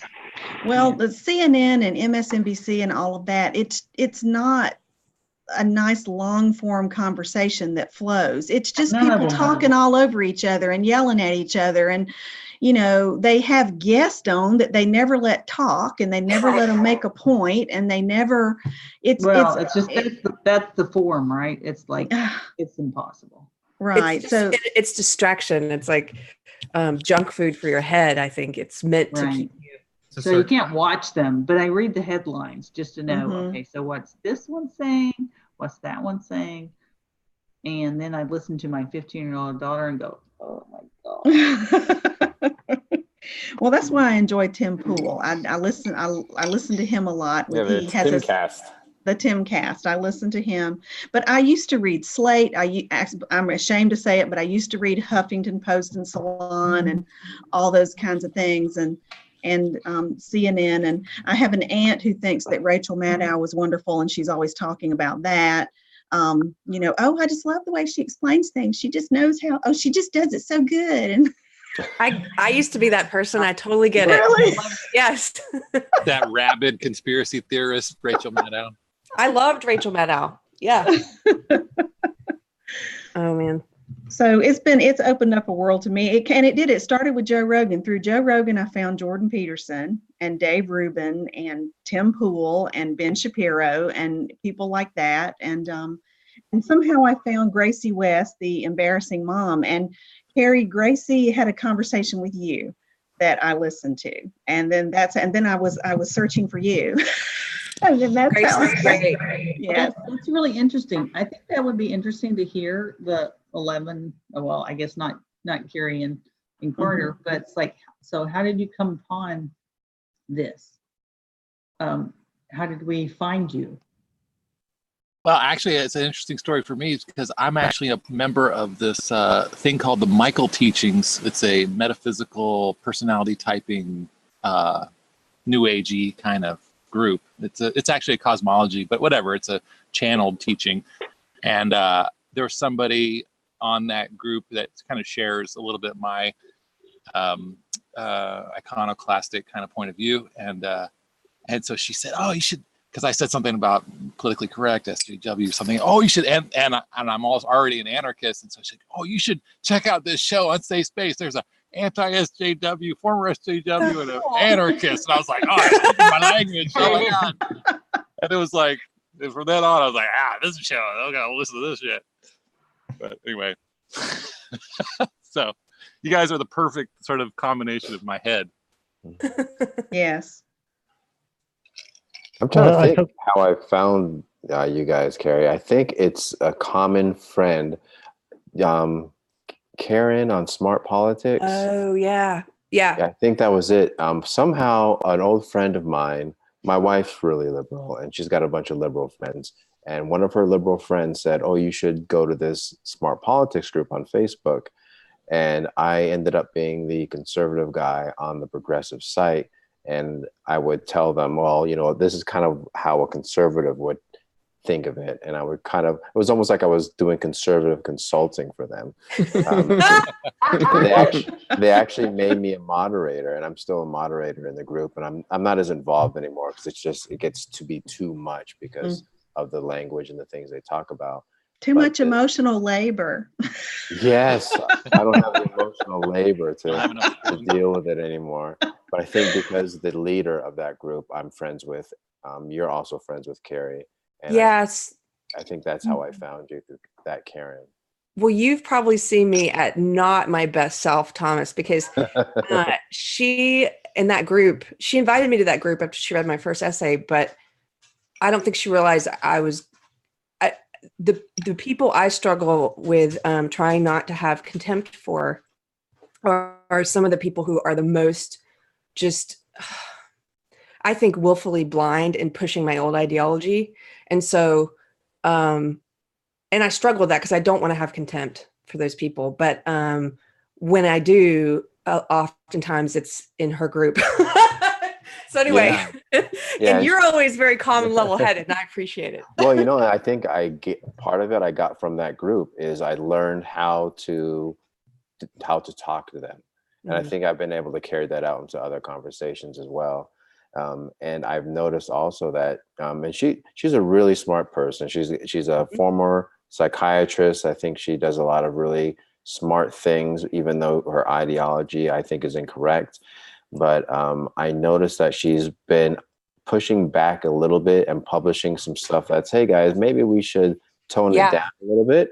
And she's not been doing really well with it. I noticed that anyone on that side who tends to say, hey, you know what, maybe we need to tone it down, that she's getting attacked by the people so I think she might be starting to understand. I agree. I need to go. I'll talk to y'all later. Bye, Tamara. Bye. Thanks for joining us. Bye.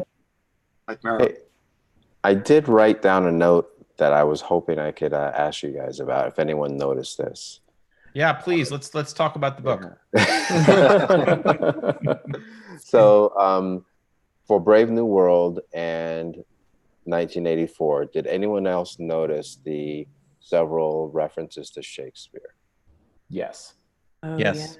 And it was because I always found that in this case, I only read part of Brave New World. I was a little bit lax on that on getting to the end of that one before the book club. But in this case, I think what they refer to it as is kind of like, it's almost the pinnacle art form that they want to reference, but they also want to destroy. There's some beauty in it that they don't want it to exist. And I think that's kind of the same way. It's traditional in that it has to exist because it's traditional, but they don't want it to. Yeah, I remember they said that they wanted to take it, not necessarily destroy it, but change it to where eventually it would contradict everything that it originally said. And I remember in 1984, it was Winston who was having a dream about, what was the young lady's name? Julia. And as he woke up from that dream, he said Shakespeare was on his lips.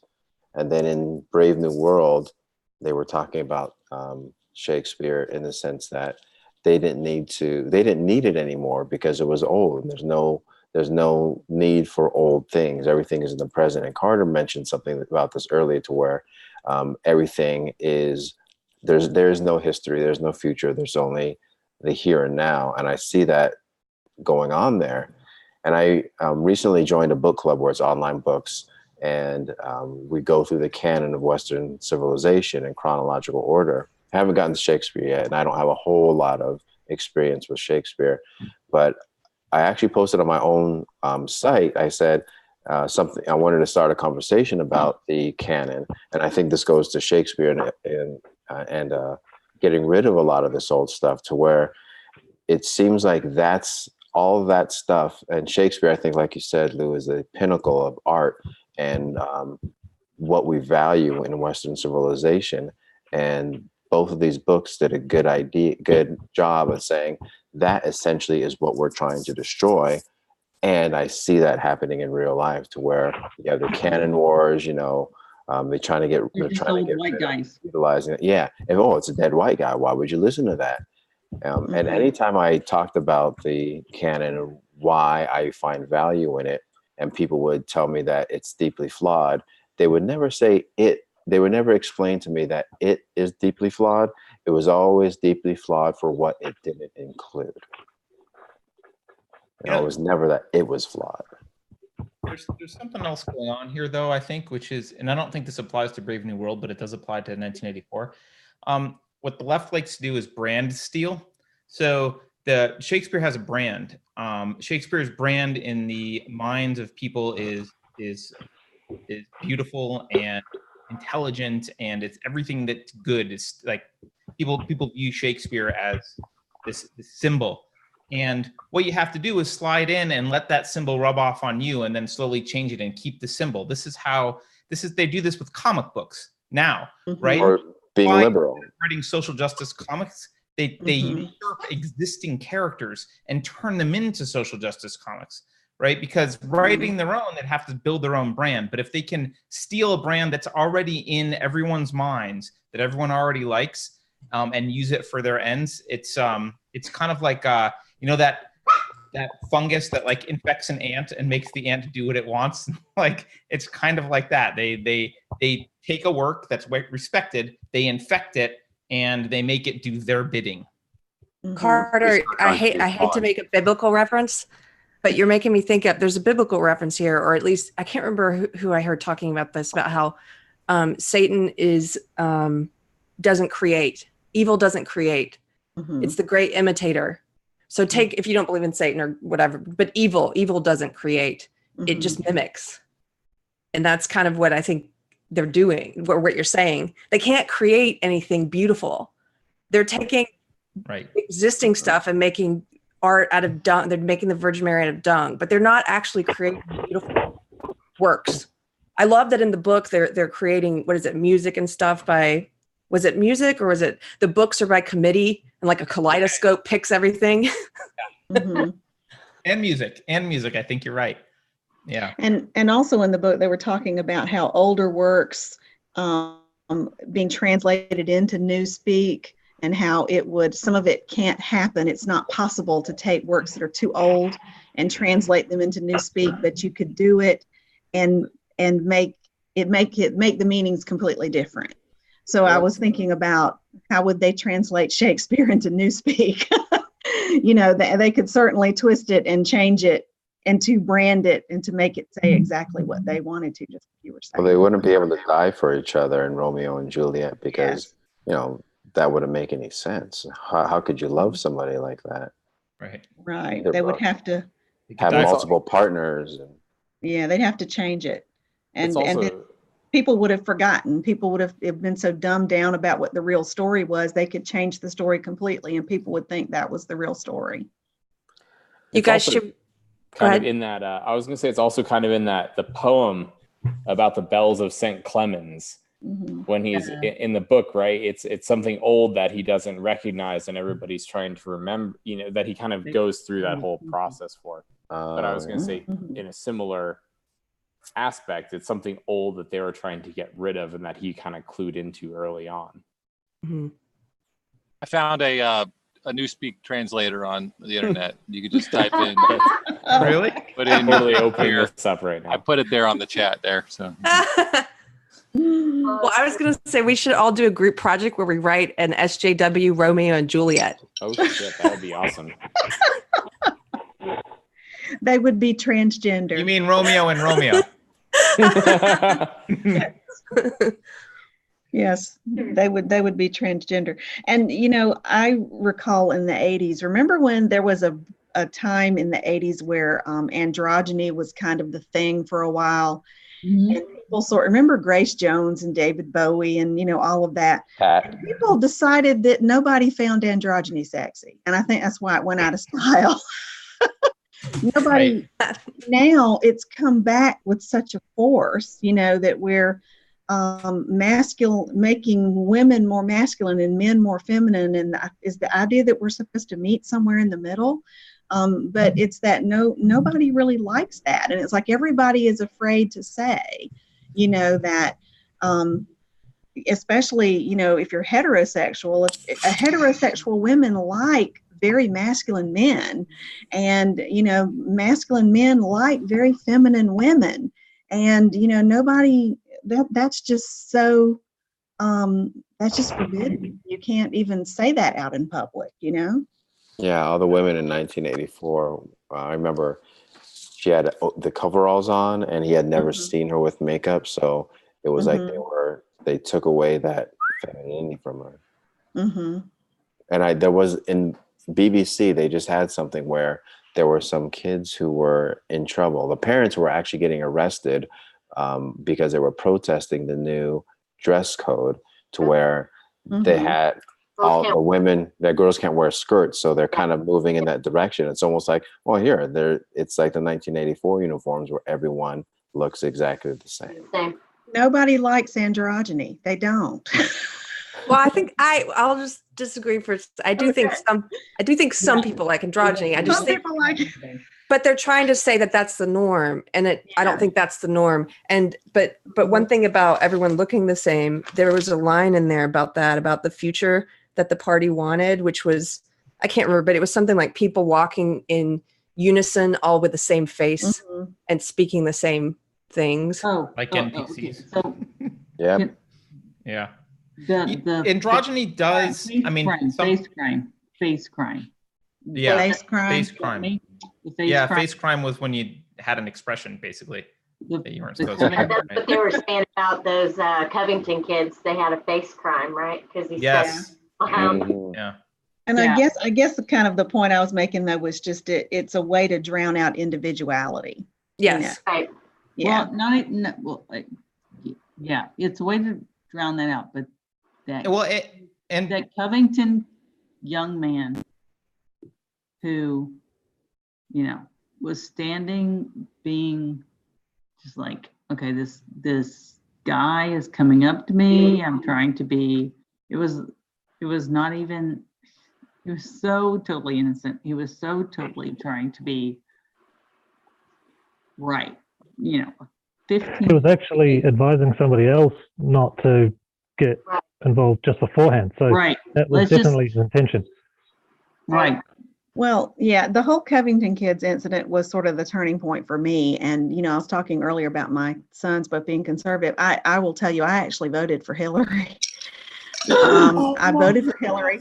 I did. And my two sons were angry at me. They were so, Mom, I mean, we had a big throwdown about it. They were so upset with me about it. And so, yes, it was, I had been like left center, and then things just slowly happening. And that was my breaking point, where I just kind of got popped right over to the right of center. It just shoved me right over there. That's interesting. Because you were thinking that could be your boys that were being treated that way? I was thinking, they could just as, teenage boys, they just have punchable faces sometimes. But the boys did nothing, and that's the thing. The boys did nothing. I know, but there's that new thing that people have now where they say, you can't say that phrase, boys will be boys. Now, I can understand using that phraseology to, explain bad behavior or excuse bad behavior, but that's not always what we mean by that. What we mean by that is that sometimes they will act in ways that's goofy. I remember when my son was about, 11 or 12, had some friends over to the house, and they were all playing video games in the room. And all of a sudden I'm hearing this huge ruckus, and they're yelling and everything. And I go to the door, and I open the door, and I'm like, is everything okay in here? Thinking that there's a big fight. And they're looking at me like I'm crazy. They were not mad at each other. That's the way that boys act with each other.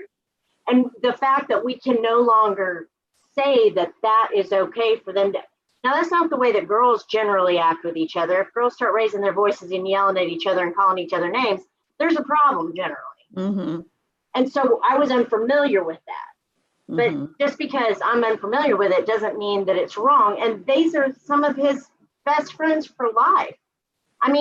So we can't look at those things anymore and say, okay, that is a boy behavior. That is okay. It's okay for them to act that way because they're doing that hierarchy thing that they do. They're testing each other. Completely normal. I was going to say, rather, it doesn't matter conservative, liberal, wherever you vote. I think what matters more is how you rationalize and vote based upon the rationale that you have and how you make your priorities. One of the challenges that I have with a lot of people is they'll look at situations and they won't actually think about what goes into it. All the way through. Right. So I would say, the environment's a great one, because we've talked about AOC and we've talked about weaponizing the environment to control society, right? That's the 1984 reference. Mm-hmm. And in this particular case, if you're going to do that, your prudence, what you should think through is, okay, well, if I want to do the best by the environment, here's the costs, here's the carbon output. Here, you should look at everything on a data perspective and then really make your rational decision. And if I were going to be in that position, I don't particularly like some of the things that are on the right. I don't particularly like some of the things on the left. But if I'm going for environmental purposes, you'd have to pick the course on the right, because nothing on the left includes, say, nuclear power, right? Like that would be an example where you would equalize. And I say nobody's rationalizing their positions. The way that I do the voting is what party accurately has the policies that are going to equate to the rationale that I'm applying. And I might hate everything else, but let's say if I prize environment, I'd vote to the right. If I prize social well-being, maybe I'd go to the left. I don't, but whatever. Well, and it's bigger than any one person. I think there are a lot of people that were so in love with Barack Obama that they bought into a total cult of personality kind of thing. And so they're still doing it. Yeah, and that's what they're seeing now. And I've told several of my friends, I said, look, this is bigger than Joe Biden and Donald Trump. This is bigger than a person. You have to look at these bigger ideas about things. But yeah, I mean, there are people that will vote for Republican shit on a stick as long as the Democrats are continuing to talk about socialism and taking people's guns away. That's going to be the deciding factor for them. But yes, I agree with you. You've got to look at the bigger pictures. And there's things about the Democrats I like and don't like. There's things about the Republicans I like and don't like. But I'm really training myself now not to think in those terms. To think about in bigger ideas. That being said, your other prevention mechanism, I do agree, is the Second Amendment. Prevent the state from taking over. The Second Amendment's probably one of the main things stopping it.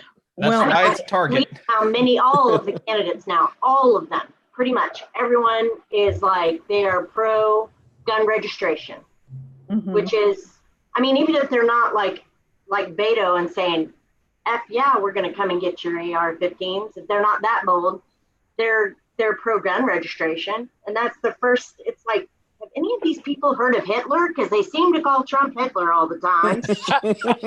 Well, as Carter and Carrie say so much, they're becoming the things that they're supposedly fighting against. Oh my Lord. Yes.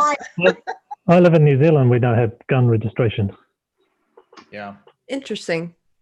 Yeah, can I make a point about the androgyny for a sec? Because there's something else that I think is important about it.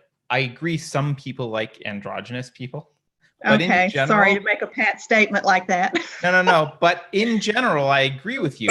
In general, androgyny destroys sexual desire. And if you can destroy sexual desire, you can destroy the family unit. And everything that they're about, well, not everything, a lot of what they're about is attacking the family unit. Because the family unit is, no matter what they teach in school, your two sons can grow up believing, like, being conservative. And they can't stop that because you're their parent. And I think a lot of this is about just like, both of these novels viewed the state as ultimately taking control of raising children. And I think one of the steps to do that is destroy male-female relationships. You can destroy it by convincing all women that men are toxic and they should stay away. You can destroy it by making everyone androgynous so no one gives a crap anymore, and you might as well just go masturbate to porn because that's just, people in your world aren't attractive. You can destroy it through things like Tinder and Bumble, where it like sex is just transactional. There's a lot of ways to destroy it, but all these things are attacking the very idea of a family. And in my view, the family is along with the Second Amendment, Lou, the family is the last defense against this kind of thing, because family units can have their own share values propagate outside of what the state says. Here, I here. definitely agree with that. Right. That's I like don't in the think you even book. really need to take it apart, though. Like in Canada, for example, just having the social welfare safety net there facilitates the breaking apart of a family. That's another one I forgot. Great point. Yeah. Because you have two parents, and maybe things aren't going very well. Things are kind of hard, and if you don't have any alternatives, you're going to try to make it work. Yep. But if there's a safety net there, whether it's the mother or the father, going to say, you know what, I give up. Let's just divorce and and go from there. Mm-hmm. This is like the part in the book where Winston notices he's talking about the way things are now with the outer party versus the past, and he says that he kind of realizes that the proles are not loyal to party or state; they're loyal to each other and to individuals, and that was like a big realization for him. And that's why I feel like to Lewis's point about like rationality, like some people aren't motivated by rationality. Some people are fundamentally motivated by emotionality, and that can be okay as long as it's based on the correct principles, like the psychology that you're talking about. So if like you have, which is instilled in that family or other intimate connections where you feel like you get everyone's why, we understand everyone's why. And we understand that emotional, like, oh, well, I'm not going to hurt anybody. I would never hurt anybody, or I would never, like, steal from, like these kind of moral values is what, that comes from the heart of connecting with people. It's not so much like what the state, and yet that's what the last line is like. You're really supposed to love Big Brother. That's the goal of the whole game. Yeah, of the whole book. Yeah. Can I ask an open-ended, I believe, unsolvable question? Please do. Fun. This is a problem that I've been thinking about for a while, and I don't have an answer. And I think that he brings it up kind of similarly in the book. He doesn't bring it up directly. People tend to compare themselves to other people around them. So even if you raise everyone's standard of living, people will look at someone who is much wealthier than them, and they will assume that wealth was obtained through nefarious or evil means, and that it was stolen from them in some way. And back in the Middle Ages, that was true. It was stolen from you by the kings or the lords or whatever. Like, they did steal your crops and your wealth. So if they're living extravagantly and you're poor, it is their fault, partly. But one of the things that I think is a problem with capitalism. I love capitalism, and I think it's the best thing we've come up with so far. One of the problems with capitalism that I haven't been able to wrap my head around is you will get, although everyone's standard of living goes up, you will get like the Bill Gateses and the Mark Zuckerbergs. You will get outliers that are enormous outliers. And I think, I don't know if it's human nature or we've just been socially conditioned to feel envy over that, but people rail against the system when nothing bad's been done to them. They haven't been wronged. No one stole their stuff. And so I think there is this inherent problem, which is like, is it sustainable to have wealth disparity? And if it's not, I don't know what you do about that. And because the proles do eventually, they recognize this in 1984. If the inner party and outer party were living in lives of luxury, the proles would revolt. But the proles look at the inner and outer parties, or at least the outer party, and they don't see a big change. So there's not an incentive. I don't know if I'm articulating this well, but has anyone else thought of this problem?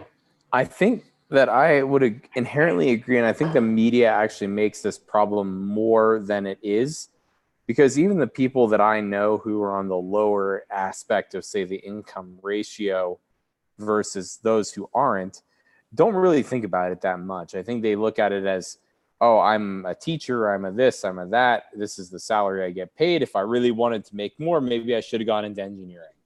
Frankly, that's what half of them that I talk to say.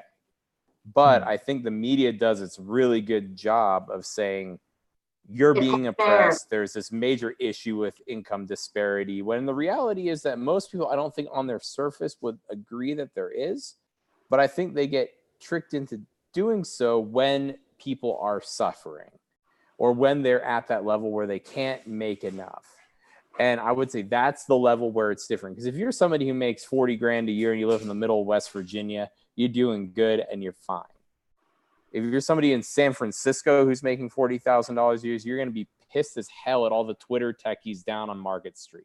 Right. You just will be, right? And you're going to be pissed at them, not only because of that, but because everybody told you to be pissed at them. Yeah, is it human nature or social conditioning that? I think it's social conditioning, because human nature, and the friends that I've had out here, I got a friend who works at Park County School District, aka South Park, like the TV show. Yeah, trust me, she's the only psychologist for the entire school district down there, and she doesn't make a thing. She doesn't think about it in terms of income disparity. She lives in Breckenridge, where the median household price is like 1.6 million. We got rated the third richest town in the United States. And you see that, but she doesn't think about it. I think if she were totally subscribed to the theory, like people in San Francisco, she'd probably be all there. But I think it's social conditioning. And I think it's whether you're suffering or not, because she's not. Well, and it's kind of an idea that people have that somehow they took something away from you. Like if I take some materials and I make something and I sell it for $100, I didn't take $100 away from somebody else. But that's sort of what, yes, I think the social conditioning is that somehow they did it off of your back and that, you know, they are oppressing you. Another kind of thing that I noticed in like historically, and I could totally be wrong, but this is just my perspective of it. It seems like wealthy people, certainly your, you know, the past, like your Vanderbilts and your, you know, your Roosevelts and Rockefellers and these kinds of people, Carnegie, those people in the past, they had seems like more of a true sense of philanthropy. They sort of bought into the idea, to those whom much is given, much is expected. And it seems today that, yes, we do have a lot of wealthy people who they have all their foundations and they do all these things. But I'm in academia and I can tell you the whole Bill Gates, that gateway to college and all that kind of stuff that he started was a messy crock of crap that didn't help anybody. Well, but he has had success with AIDS. Right. But yeah. I think the point you're making is now, at least what I was hearing you say, or what you made me think of, is that like a lot of celebrities and wealthy people today don't donate in the same way. They view the ideology as helping. Like even Beto, I remember somebody at one of his rallies was like, "Hey, my sister makes less than a fraction of what you make, and she donates more money than you." And he was like, "Well, my donation is myself." Yeah. Yeah, Carol nailed it. My donation is myself to you. Right. Well, like people, you know, used to give land, even local people. Like I live in Savannah, Georgia, and we have a lovely park downtown called Forsyth Park. And it's a big public park. And the only reason that we have it is because that man in the 1800s donated it for the good of the public. You know, he wanted the public to, and so you see this everywhere. And, you know, in New York and all of you had wealthy people that they did they've founded libraries and they made public spaces and they did a lot of things that kept a lot of the poorer people thinking better of them, if you know what I mean. There was a lot of people that they liked a lot of poor people liked the Rockefellers. They liked Andrew Carnegie. Andrew Carnegie had some kind of unscrupulous things that he did, but his public image was good, you know. So I think the giving and the charitable stuff, I think a lot of people view it now that, oh, they just have their foundations as their tax shelters and they just have, you know, it's all just to benefit them. It doesn't really help anybody. And, you know, this kind of thing. It does. The charitable work that a lot of the uber wealthy do now doesn't feel as concrete, I think, as it did back then. They don't seem to have that same genuineness about it, I guess. I think we have a reliance on, I think there's just way too much people stomping around saying how that the government Mm-hmm. should take care of everybody, which basically is all of us, taking care of all of us with our tax money. You know, which is what I found really interesting about the charitable giving amounts of some of the candidates. It's like, you talk a good game, but it doesn't come out of your pocket. So, I mean, and even Bernie Sanders is like, would you go ahead and have the tax amount that you were saying that should, now that you're a millionaire, will you go ahead and willingly give the amount that you said should be paid? And he just scoffed at it like it was ridiculous that somebody would even ask him to do that. And it's like, wait a minute, you know, you were all about that plan until it was coming out of your pocket. Are you practicing what you're preaching? It's always somebody else. And it's this whole idea of what I find, one of the phrases that I find really confusing is the wealthy need, or the 1%, they need to pay their fair share. What? Oh, they need to pay their fair share. Well, what is their fair share? What is the calculation of fair share? It's kind of like common sense gun control.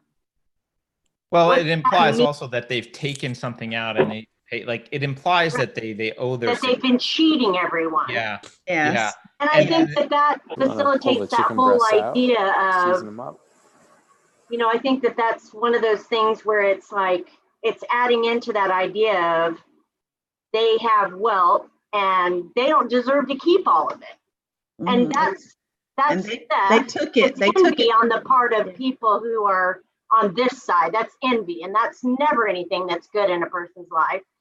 And it's theft when you talk about the fact that it belongs to someone else and we should take it by force. Yeah, and it's because they don't understand what money is, where it comes from. I think Sharon was saying this, right? That they don't understand that they generate that money through productive activity. They don't take it. There's not a pizza and they've had too many slices. That's not how it works. Well, Carter, and to your original question about disparity in income, I think Lou had a good point to where we hear this stuff online and in social media, and we hear about the 1%. But when you're out in public and you're talking with people out at work and you're talking with people at the market or whatever it is, it's not as if that seems to be on the forefront of people's minds. Most of the people I know, I don't live in a rich town. I live in Northeast Pennsylvania. There's deer and bear in my backyard. So, I'm not, surrounded by a bunch of rich people. Where in Northeast Pennsylvania are you? I'm in an area called Moscow, which is near Scranton. Oh, yeah, I know that. So my girlfriend's from Grove City. No, I've heard of it, but I'm new to the area.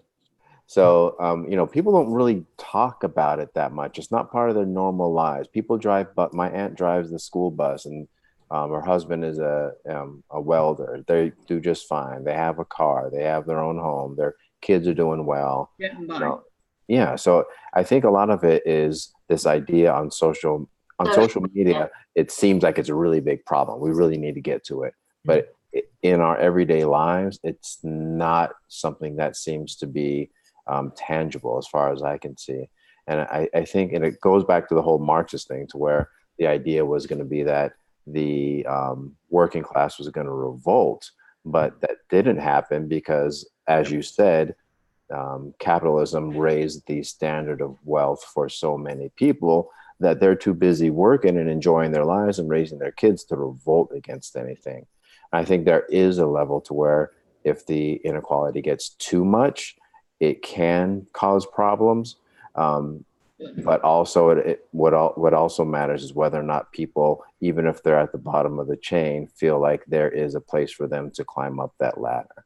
So if they feel they can climb up the ladder, it's okay to see someone at the top, because, if I just get a couple rungs up, I can do the same. It's aspirational in them. That's encouraging. Do you think, I hear a lot about this and all the time. You hear it all the time. You should not have to have more than one job to be able to make a living. And, this is the catchphrase that's used, a living wage. And you should only, you should be able to work one job and work one full-time job, and that should take care of your living expenses. first of all, says who, and second of all, I mean, how is that even something that can be judged? I mean, what I might consider to be a living arrangement that's decent as might not be okay for somebody else. And I worked 2 jobs a lot of my life when things demanded it, when my financial situation demanded it. It wasn't anybody else's fault that I needed to do that. I needed to take care of my own self. And I never had it enter my mind that I should only have to work 1 job to be able to have the things that I wanted.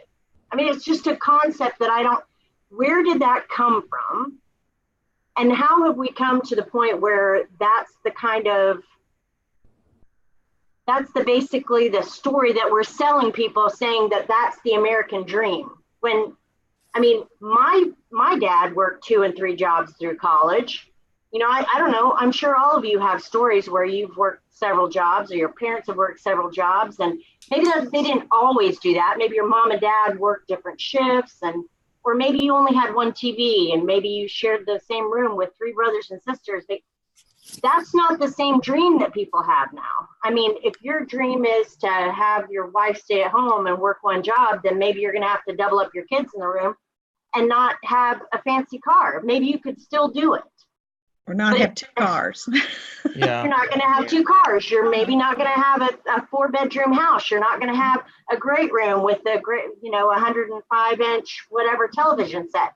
I mean, I don't get it. You used to be able to, though. You used to be able to have. The standard of living has gone down. Like, real wages have been pretty stagnant. But the reason for that isn't the free market. It's been government interference in the dollar. But I think ultimately the problem is even maybe getting people off this mindset of jobs. Like you said, says who, and I think that's instead of thinking in terms of jobs, you should be thinking in terms of how much value you're providing. What money you get back is a direct measurement of how much value other people think you're giving them. That's all that is. When I started my own business, I had to work another job while I was starting that business because I wasn't making enough money. And that's a common thing that happens with people who start a business. I mean, it's totally normal. So when you say, okay, this is the American dream, being a small business owner, but also the American dream, you only work 1 job. Those 2 American dreams those 2 realities don't come together for very many people. I mean, it's not normal for people to just have this great big pile of money that they can get out of, to where they won't have to do the struggle. They won't have to have the grind. Now, It depends on the job, right? It depends on the job. It depends on the job, and it depends on what you want. Well, and there's no law of nature that says whatever job you're doing today is worth that provides enough value that you can have the house and car and lifestyle that you want. There's no I could pick an arbitrary job that I want. Like, why isn't this job giving me a private jet? Like, well, because it's not valuable enough. That's okay. I mean, I don't know. I mean, is that just a media talking point? Is that? I mean, it's also. I mean, it seems like it's creeping through society. Hey, guys. We seem to have digressed from the. Thank you. We have digressed a lot. You're right. Yes, we have digressed. And what is do we know what our next book's going to be? Eastern time zone is way past our bedtime. Yeah. I think, Carol, you're right. We should wrap it up, and we should talk about our next book also, whoever just said that. Not that I don't want to talk about this, Laura, but also. Oh, no, it's fine. Yeah, Jordan Peterson said, what did he say? You shouldn't talk more than 2 hours because you'll probably say something stupid. We had that done early. Look what happened.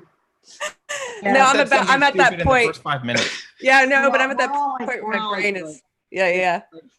Bedtime for a long time. Thomas said goodbye, and yeah, I have to go as well because my brain is at that 2 hour shutting down period. We're thinking Fahrenheit 451. Who's in? Oh, just read it, so I'm already there. What about that Jonathan Haidt book? Should we do a non-fiction or should we keep doing fiction? Why don't we do a poll? Let's in the Facebook group do a poll. All right, we'll do a poll. I hate polls. All right. You guys look at there's 9 of us now. We could play Hollywood Squares. As long as I'm Paul in. Wait, we have to. I can look down. Are we all in the same arrangement? If I look this way, am I looking at Carrie to everyone? No, you're looking at me on my screen. Oh, really? All right. Yeah, But I'm top center on mine. well, my ignorant hillbilly self doesn't know any of these books, so I will read whatever y'all want to read. I'll read whatever y'all want to read. But thank you, Carrie and Carter. Thank you guys. Oh yes, thank you. This was much needed. I have been involved in some book clubs that were a total drag, and this one is not. I'm really enjoying this. So thank you. Good night. Bye. Good night. I really appreciate it, guys. Thank you. Thank you. Good night. Bye. Until next time. Bye. So check the Facebook page, right, for the next book. That's what you said. Yep. Yeah, we'll do a poll. All right. Put on that Jonathan Haidt book. Bye, everyone. I hope I can find y'all I there. like that one.